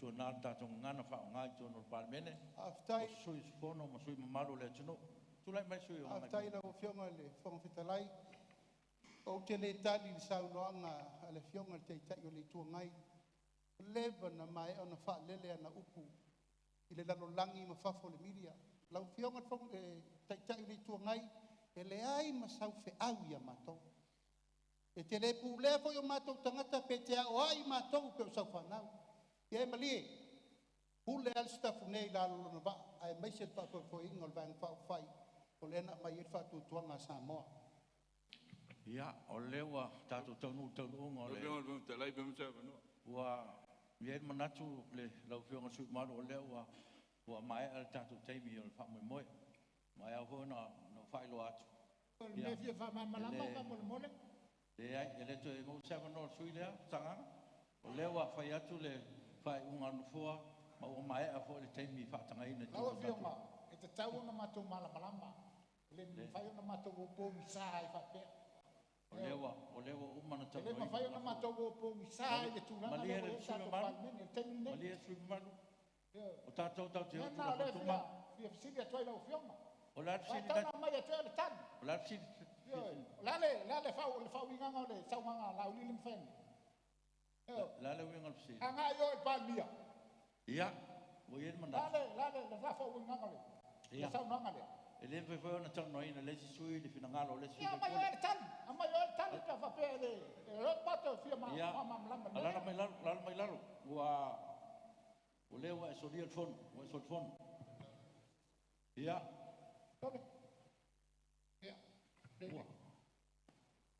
ele to le o fa mali atu I tsu malu wa mai al taimi fa tapula ai na tonu tatu la kon tuma ele foi na to se atu se situlanga ile tu sa tatu la kon tuma fa mali atu suyo fa la leli no mantasi suyo sanga no lua ya fa mali atu ma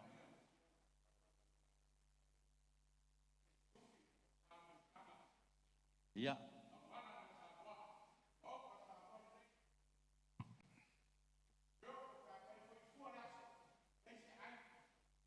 ya fa maru atu sui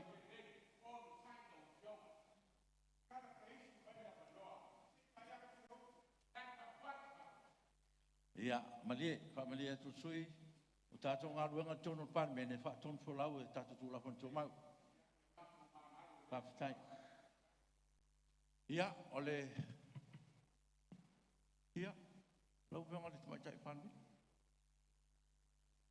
tato la muni ko le tatou lafo ia na pe le ofisili Lau fionga le whangwhitarai, maro le mauta o te tūlei atu, e whaupopo inisi o saunoa ngā sui o le malo. I le mta upo le lafo ua i le mamea nei. O le autu o le lafo o le sui o le pā, o le whaamaonia lea e le mauta le nei, le le iai o se whaatuatuanga i a te au o le Palemene, malau kapeneta. Ona e le o iai a i mātou, se lango fulisia i to tonu o le Palemene. Lau a fionga i le whangwhitalai. E le ai, se sui, o se vaenga o sui to tonu o le Palemene le nei, o iai se whaatuatuanga fulisia, majority. E le o iai le sui o le pā. E le o iai le sui o nganga i whamaunga numero tonu. E le o iai fo i le sui o lotu whanga le tau talatu. E peona whorasia e se sui whai pule o le mauta. O le taalonga le nei o le taalonga o whai numera. O lau mau tau a fionga. E se fulu balu le whai numera a le sui o le pā. O le tua ngai. E lua se fulu. Le whai numera le sui o nganga i fo maunga numero tolu. A e se fulu lima le whai numera o le sui o le tufanga.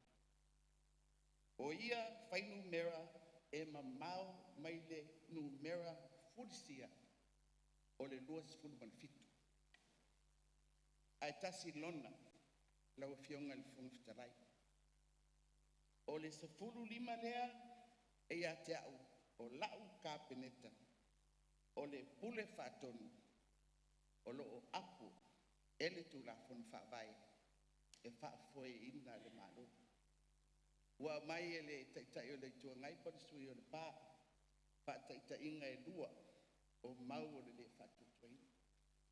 Lau a fionga e le whanifitalai, na whawai le na i lunga o numera fulisia. Ele o le mea la na le tupu i. Lau fionga o te fia tautala. I mafua anga o lo au mai. E le sui o le pā. E whawai aila na lafu. Ia. Mai le pui pui a e o le pui pui e. O lo whawai i lunga. O ni tusinga ale fasti lau fionga le whangawhitarai. E au fia ai le whate e ina wa uma ministai to lima. Ma le whape mai e luas puru iwa sui o le fast. E le whaitau inai le toa ono ua whate. Ia, e wa fionga le whangwhitarai. A tonu i eisi tau, fia eisi tau o i tusinga e au mai le lafo. Awa e pe o na sao noa, ia la o fionga i tatou fono taluai. E lea i se marosi anga, o ni whae unga whawaenga wha uku whai. E a fia, besu i ai, to whinga wha malo i to tonu o le Palemene. O lo wha mawina, i le Hansard, i le asorusu tasi o Januari, lau sao noanga lea.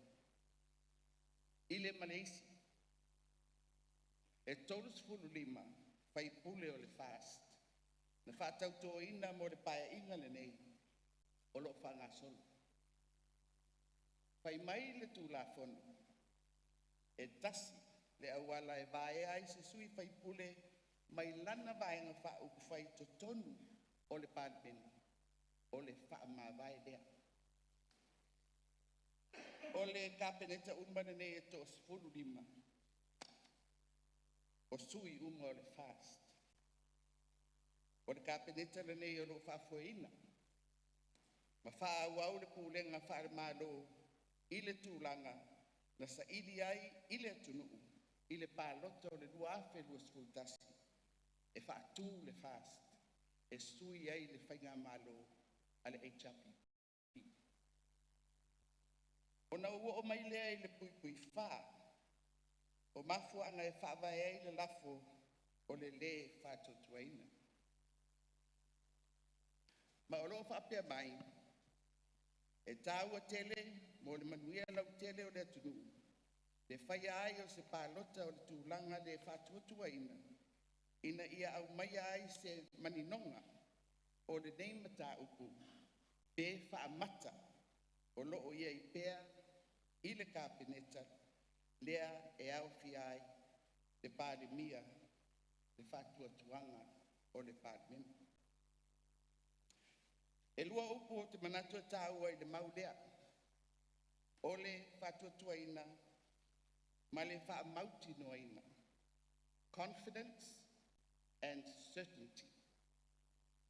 I le tūlanga masani, i le whaungaina po le whauingaina o le upu whātuatuaina, i tūlanga whapālemene, e whasino lea i le fulisia i se pūlenga.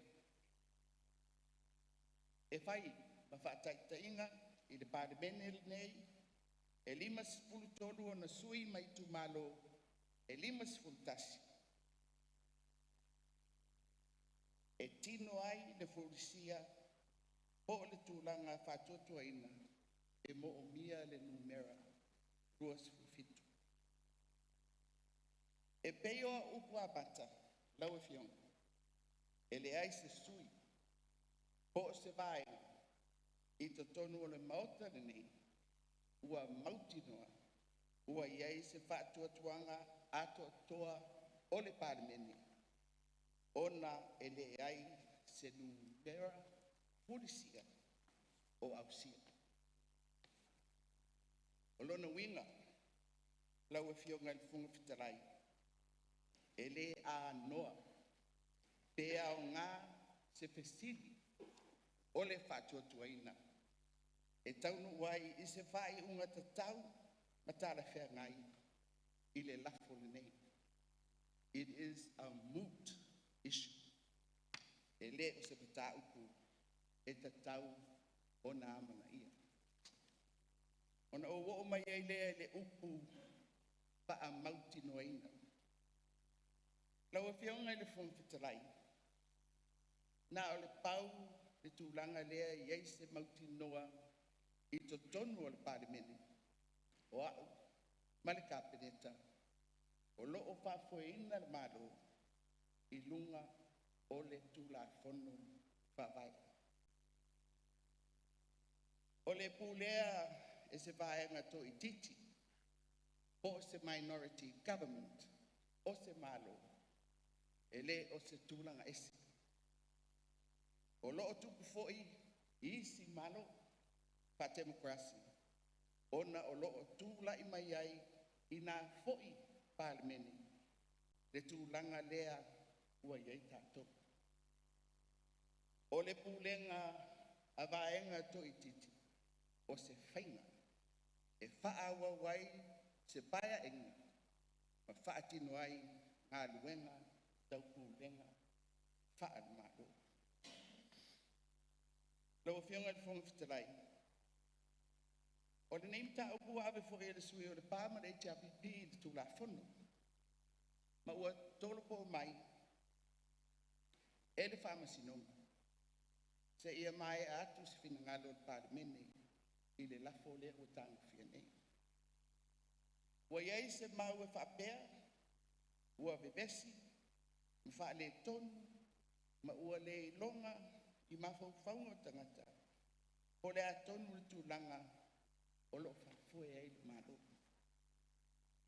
Te o tūsa fōi ma le tūla whanu, ai pe whape whea, o na whaawau le whainga mālo le nei, a ua vai ina, le vaenga whau ku whai o le fast, lea e tū wai le mālo. Lau e whionga le whangwhitarai, o le tali, ua whaawau le malo, i lunga o le malo si anga o le tūla whono, ona ua le iai, se fulisia, i le vaenga o le HRPP, o le vaenga o le fast, lea e tai e le sui o nganga i whomaunga numero toro, i to tonu o le pālemene nei. O le tele o tala, ma whaasalalaunga e whaasanga mai le mālo, e le sui o le pāpo le taitai o le itua ngai. Ma whaatula I mai ai le lafo, o le whaatua tua ina I le mālo, o te manatu, o se tanga, o le tātu tua vai, I le malie, I le mea o tupu mai I le palemene. O le pūlea lea, o le mālo, e se vaenga toi titi, e whaabai lungo le tūla whunu. O le mea ua tupu, o le mea ua iai, o le ata whaamaaroni le nā, o le palemene o Samoa, ma pūlenga whaamalo ua tātou iai. O lo whaangasoro lava ngā ruenga whaamalo, e au nei, ma le kāpeneta. Lau e fionga I le whonga whatalai. I la o whoresanga I tātou Fonotaga Palemene, na o whaadia manino ai, wa o nofo saunu, paatasi malak kāpeneta, e talia, te fina ngalo o le mauta le nei, I le mata upu o le whaatuatua ina o le malo, I le whati nonga o, ua fofola mai e le tūla whanu. O lona winga, a whaamaunia le lafo, o le a o whautua ina, le a o le malo, mo sana pora I ngai whata ape ai le palemene, mo le whaia o se palo titele, general election. A te ena le lafo, o le a whaau au pēr, le whainga malo nei. Tau whiunga I le whong whitalai. Ia, tātou whangasolo ia le lafo. A ua tātou le maua se tūlanga o le whātuatua ina ona o mata upu o whorusia I le maua o se numera whorusia.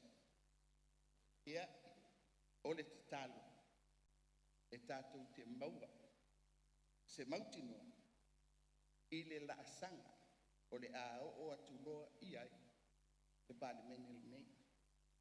Ma lau whaaloa lava. Alo, sao noa I lau whionga te matai palemea, le wau a whorsia I tu uma, ia mese o mta upu tāua, sātu ina mai e langolango le lafo a le sui o le pā, me lea maa lo whaptai mo sauranga. Ia o leo mai a sauranga le lafo, o whawhonga manino ho tātou maota whapea tātou inga le tunu. Whato am whai on mausali whai unga mo le nem tā upu. I le pāsia lea e le whono au whai tūla whono le lafo. E pe on whatu mai ma uwha ngā solo, lona tango fia ina le taio nei. Mea leo le a whatino sili ala le palota tau wala au, sa ili e pāsia ino le lafo. Mai le mo Lau fionga le whong whatalai. Te, ia, tūlai mai le. Ai le I. Whiunga ngat mga matona. Tātou savali le whai unga whai o le tā upuri nei. O manatu e te tau lava o na manino le mauna o tau mwhai e watu. Tā sanga, tai o le tua ngai, tolo lau tau mta upu. Se ia mai a tātou mta upu le whai le so. Na tātou toi le liu le tō wha lewa avel mā tō wha tau tanga i le mato te tā. A whai e lea, ea o na mātou whatuina fo I leo le lafo whapene. Whai e ilani mea lea mātou te atu ngalua I fo I mātou. O le tatalo lea, o le anganga, ia whai ni ai mo Samoa I mta upu ia. Pe whatani le so, o le anganga wha lalo. Au whionga te tai o le mālo leo mātou whai atu. Atu le vanore nei ai nei uman fono nei ale ai. Ke au la mātou whatuina lo fo I le lafo le le whatuatuina. Ai le mai ar fontanga nei, mana nganga whaloala. Tūlai mai no whionga le siorpa, le tau le tuanga. Lau whionga I le whangoftalai. E le seisi la sanga e toe aga ia e le vanga whaupwhaina nei. Le fwoi nana lai o le manatu whaatino I le so I le lafo. mai le mawhai o na se ese le vaenga le nei. I le whatinonga o le lafo o tuatu. O na pule ai lea o la tau ia. Ko whea le mea e anga i ai la tau langa lapa. Ia, o le mātou tali atu la mlenga wharoa. Ia, le o manino, la o whionga le sui, ngai mango ni matolu, le o manino, ia o manatua le sui o le pae whaawau pēr le lātou lafo, i le aso nei, ma o lea la whaanga solo le. Ia tu le mai sui. Tasi a lea, ina ia manino ma mala malama le whaafafonga mai e le tunu. E le o se whaata fo le me le tau mwhai atu. O le anganga, ina ia whauma ngā luenga le utatia le laulau a fono. O le mena mātou te tutu le aso le nei. Ai le mai aso e whae mai le fono le nei. Ia mai ana pasi meia. O na whai rolo le tūlanga leo mātou whaalia. Ma le nganga whaaloalo. Ia, o le lei, whaafitai, o le la whaanga solo tatu lafo nei tai au. O le mea la whaatino le fisiri e ala palo tangula au. E sa iri ai pasi ino le lafo mai le mo mia se lua vai tolu o suis fono o le Palemene. O le asa iri lava lango ino se vaenga tele o suis fono e tusa mala whaenga lua su fitu suis fono o le Palemene. O te whautuina le wharutusa fono au whaitu la fono ia tāle longo mo minute lua ma wala au suis fono umaina i afio mai tono le mauta.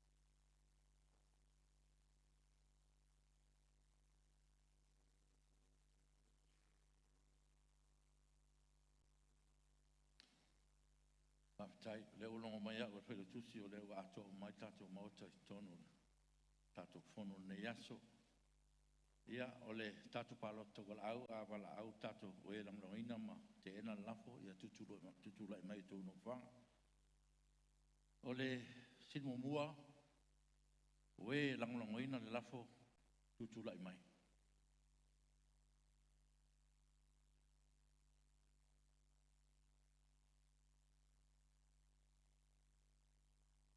la watu le swafo suis fono per tusi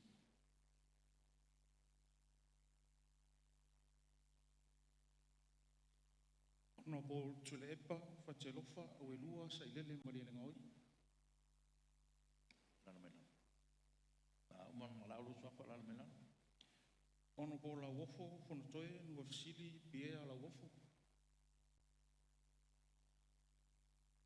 ono bol lo au sola malemalo kene tisio ono bol fai malo toa ki kastawas akau le ala le pule rimoni ayafi le na tai Victor fafoi tamabua e se tā vai fou te vanga ena ala ia sa mo e whaawo malanga i tūtongia i se pulona mo nanu sula manaia whetaya i tau ili tui vasa whaangase ali i sa poa wheangiai ali male manu moti mo moe mausu alofa tu au le ana Roni Bosini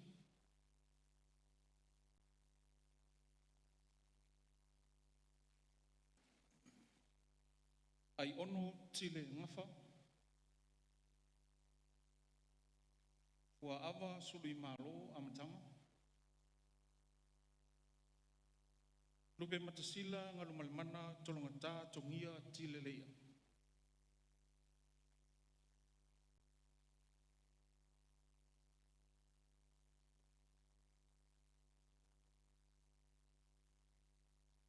o la tau e le lango ina lafo se te tulai mai.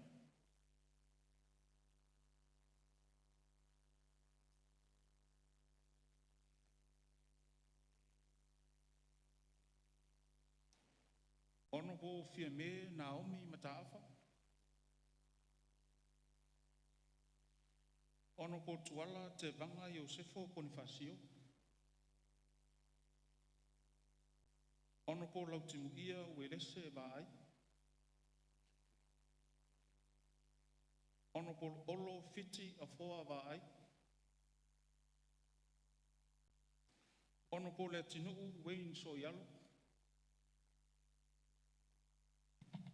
Ono po valasi ua pitufanua to manga tafito selsele. Ono po faualo Harry Jeffrey Schuster.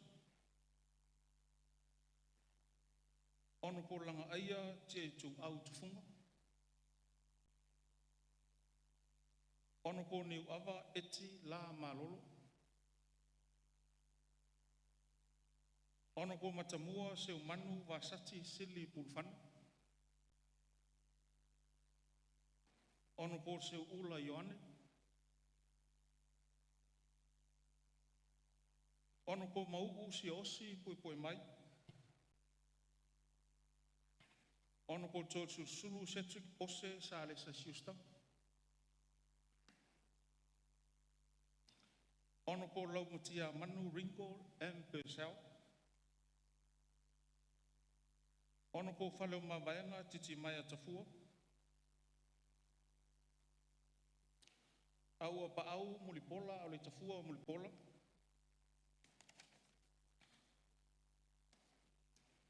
Tea to ala beato. Tangalo tele pasi polo. Sewa muli fasi toma. Foisala lilo tuu Ioane. Fuyono tenina Crichton. Angaseata vale lio tanuvasa peto. Mangele se kati fiaui. Mayava fui mono tito asafo.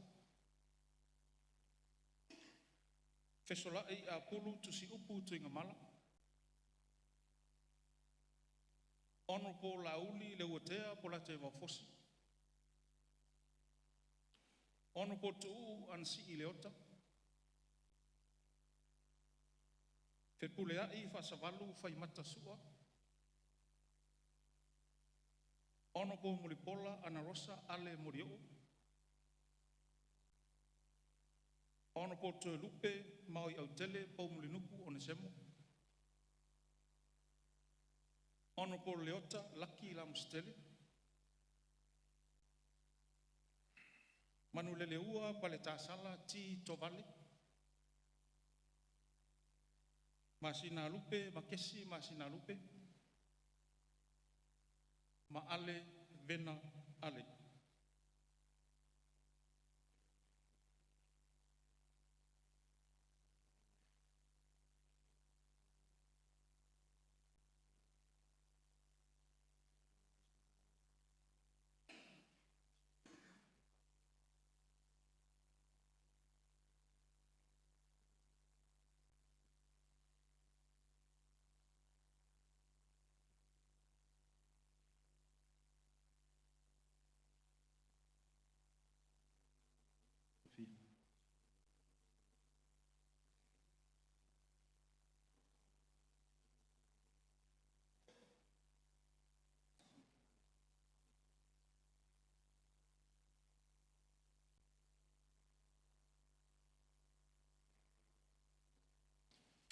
Ia whae unga nei tatu palota te wala au.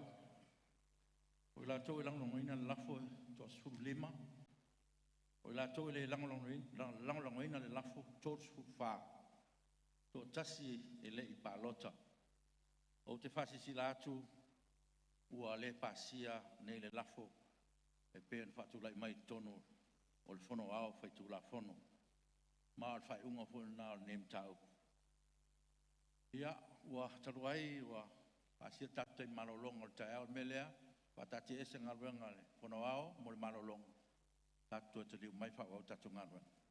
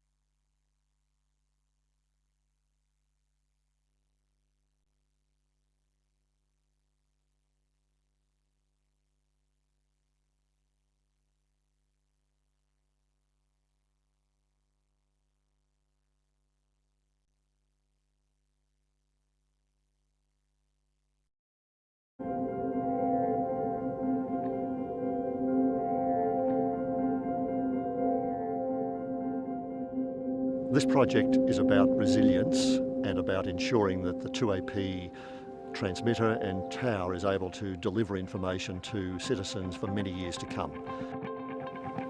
O wola mai. E kasi al masinga le loa e au.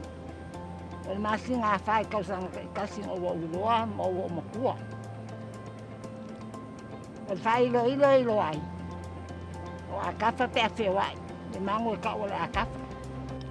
Afa pe lo le akaungu le fa pe o vai akafa. Ya. Ku mapola. Ka la wi mai un ka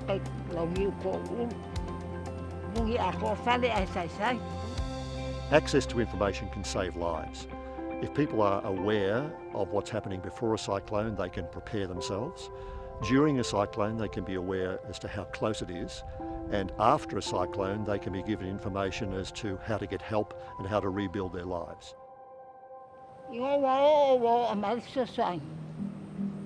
E ala mai le la au la fanga mafi anga ala mai pulungu. Ya, o se mea fo kongo o makungu. O le mea la oku. O kau le aing kam kanga ia fia o kuri makai le mea mo i kanka ia ma waingo fanga. Ngolo le talongo longo. E la amaka nga abakul ka au o le 2AP. E o talongo longo malako. Pe ang sila fiel kulanga o yengi a umaloa lal kala o kau. Wa me o kupu wa me o ya o ka apile ka te ala wa iloa. De wa makanga le ngal 2AP.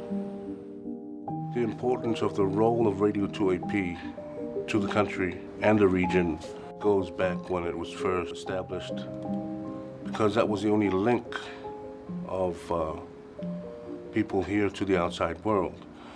And so when natural disasters occurred, that was the only link for people to get the information of, you know, what to do and what to expect. And so I think the role of Radio 2AP was very, very, very important.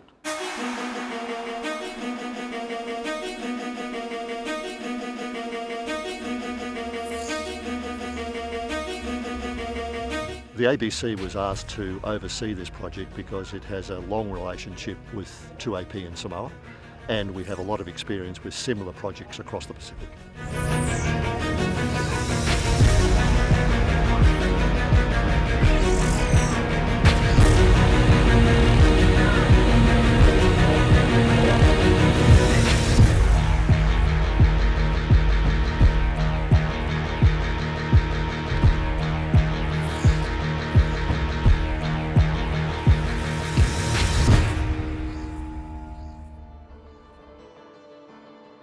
This is a very challenging site. It's right by the sea, and when we first saw it, we were aware that we had to make special measures to ensure that the ecology could be protected, but also the radio could deliver the service it needs to deliver. Because it's a saltwater swamp and it has performed really well as such, we didn't want to affect in any way the saltwater characteristics. So we had to maintain it as a saltwater swamp. And so to do that, we've provided discrete radials. Mixed in with that, we've provided drainage routes for the tide to come in and out. And we're going to provide an overland flow path, which will encourage even more tidal flow in and out of the site. And by doing that, we hope to maintain all the characteristics that this swamp has now, including the fish life and the health of the swamp.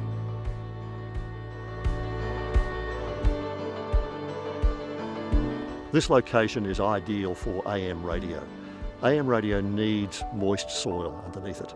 This is right on the coast, and so the reach of 2AP through its AM transmitter will be right across Samoa and also out to nearby islands.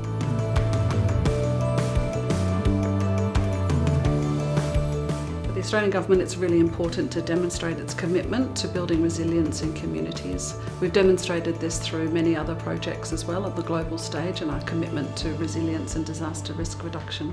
And of course it's crucial that we demonstrate this with our Samoan government partners as well. So we were really excited to be able to fund this project.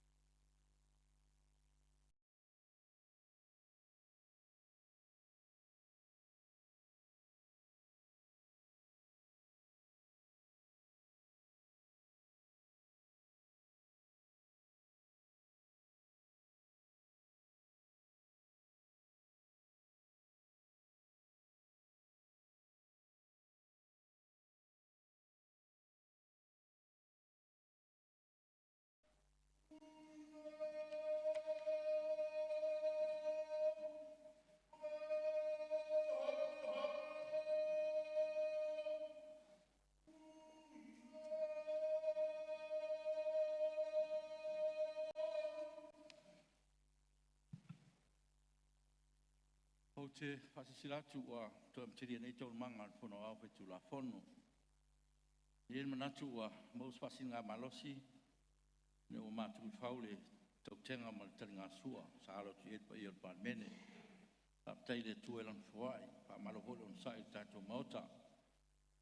E whatate esi tau manga mo le malolongo tāu, maia wha ngā solo, tātou lafo e pian sa tala noina. Tātou ngā ruenga la so ai, o le tuina atu lea o le poti a komiti wha Palemene. Mua, pepa Palemene lua filosofu fa, lua filosofu lima, numero se lau suwalu. Li poti o komiti tu la fontu mau, tau whinga pālota.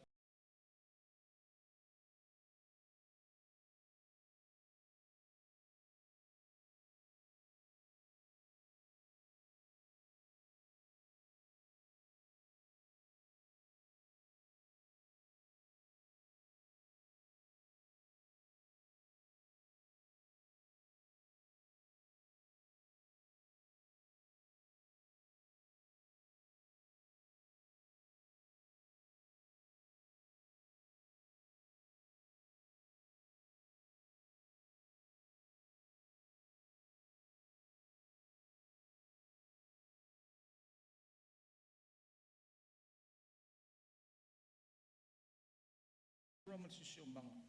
Mo tau sanga fale tupe, lua filosofu tasi, lua filosofu lua. Male lua filosofu lua, male lua filosofu tolu. Palo alo lo fio.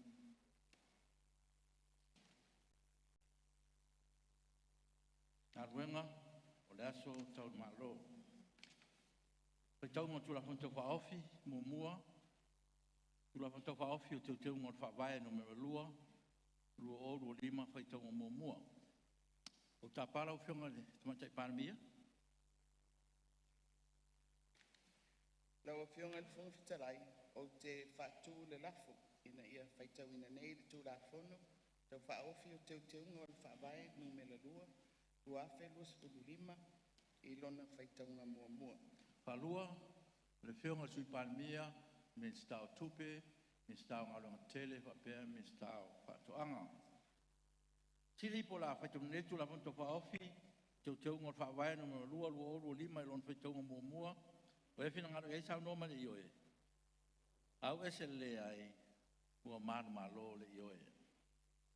A whono e teu wai whaavae, ina ia ai mo mata upu e fso tai I se sui whai pule, tamai tai o le whono au whetu la whono, ma wha moenga e fso tai ai. Lua. Tula fonto whaofi, teu ngol tula whono, ringa pālota lua lima, I lona whaitaunga mua. O te tāpāra o whionga ni stau whainga pālota? Tai lau whionga le whongwhitalai. Lau whionga le whongwhitalai o te whaatū le lafo. Ina ia whaitau ina nei tula whono tau whaofi. O teu ngol tula whono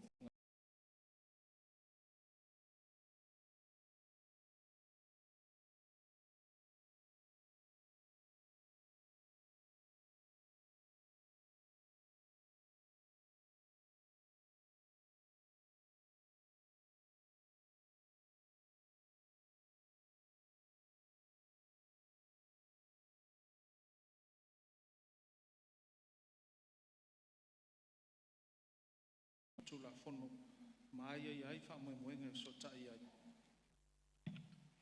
Tolu, tula fonto whaofi, teu ngol tula whono whatpuipui, ma te puata inga, lua lima, I lona whaitaunga mua.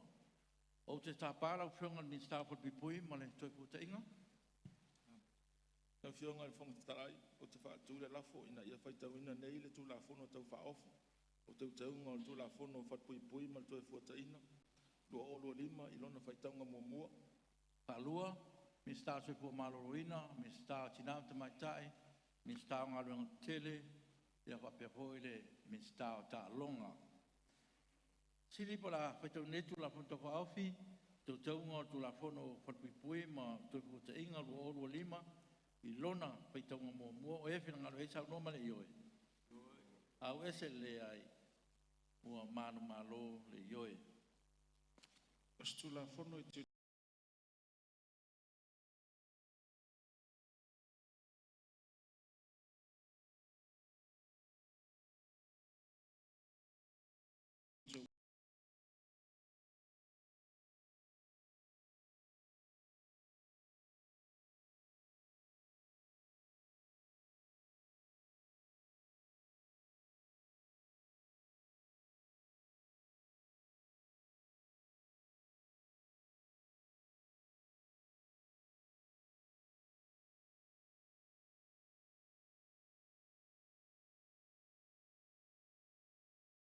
wha.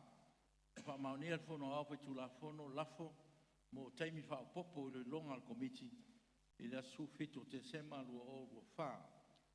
Sai tula fono tu mau se lau ma le fitu pupuitasi e au na wha mauni a mua al fono au le li poti al komiti tula fono tau wha aufi o na wanoa e lea mo le iro i longa au ili. O te tāpara o whionga te fono o komiti tula fono tu mau tau tau whinga palota, tau sanga ma tau whinga whaatwhawai. Lau whionga le whonga talai o te whātū le rafu. Ina ia whamau ni e whono au le li poti al komiti o lo whautua ina ai ana. O lo whautua ina whangasolonga o le tula fono tau whaofi o teu teunga o le whawai lua o lua wha. Whatasi ma teu teunga. Lua, le sui o ngangai whumaunga, numero lua, a pēr fo i le sui o ana lofi numero tasi, a pēr fo i le minsta o leo leo, o whalpuipui ma toi puta inga. Ma sili po la whamauni a lafo e whina ngara e sau nomane i oe. Au ese le ai, ua manu malo le i oe. Pasisilatu a whamauni a neli poti, al komiti tu la fonta wha awhi o tu te ungon wha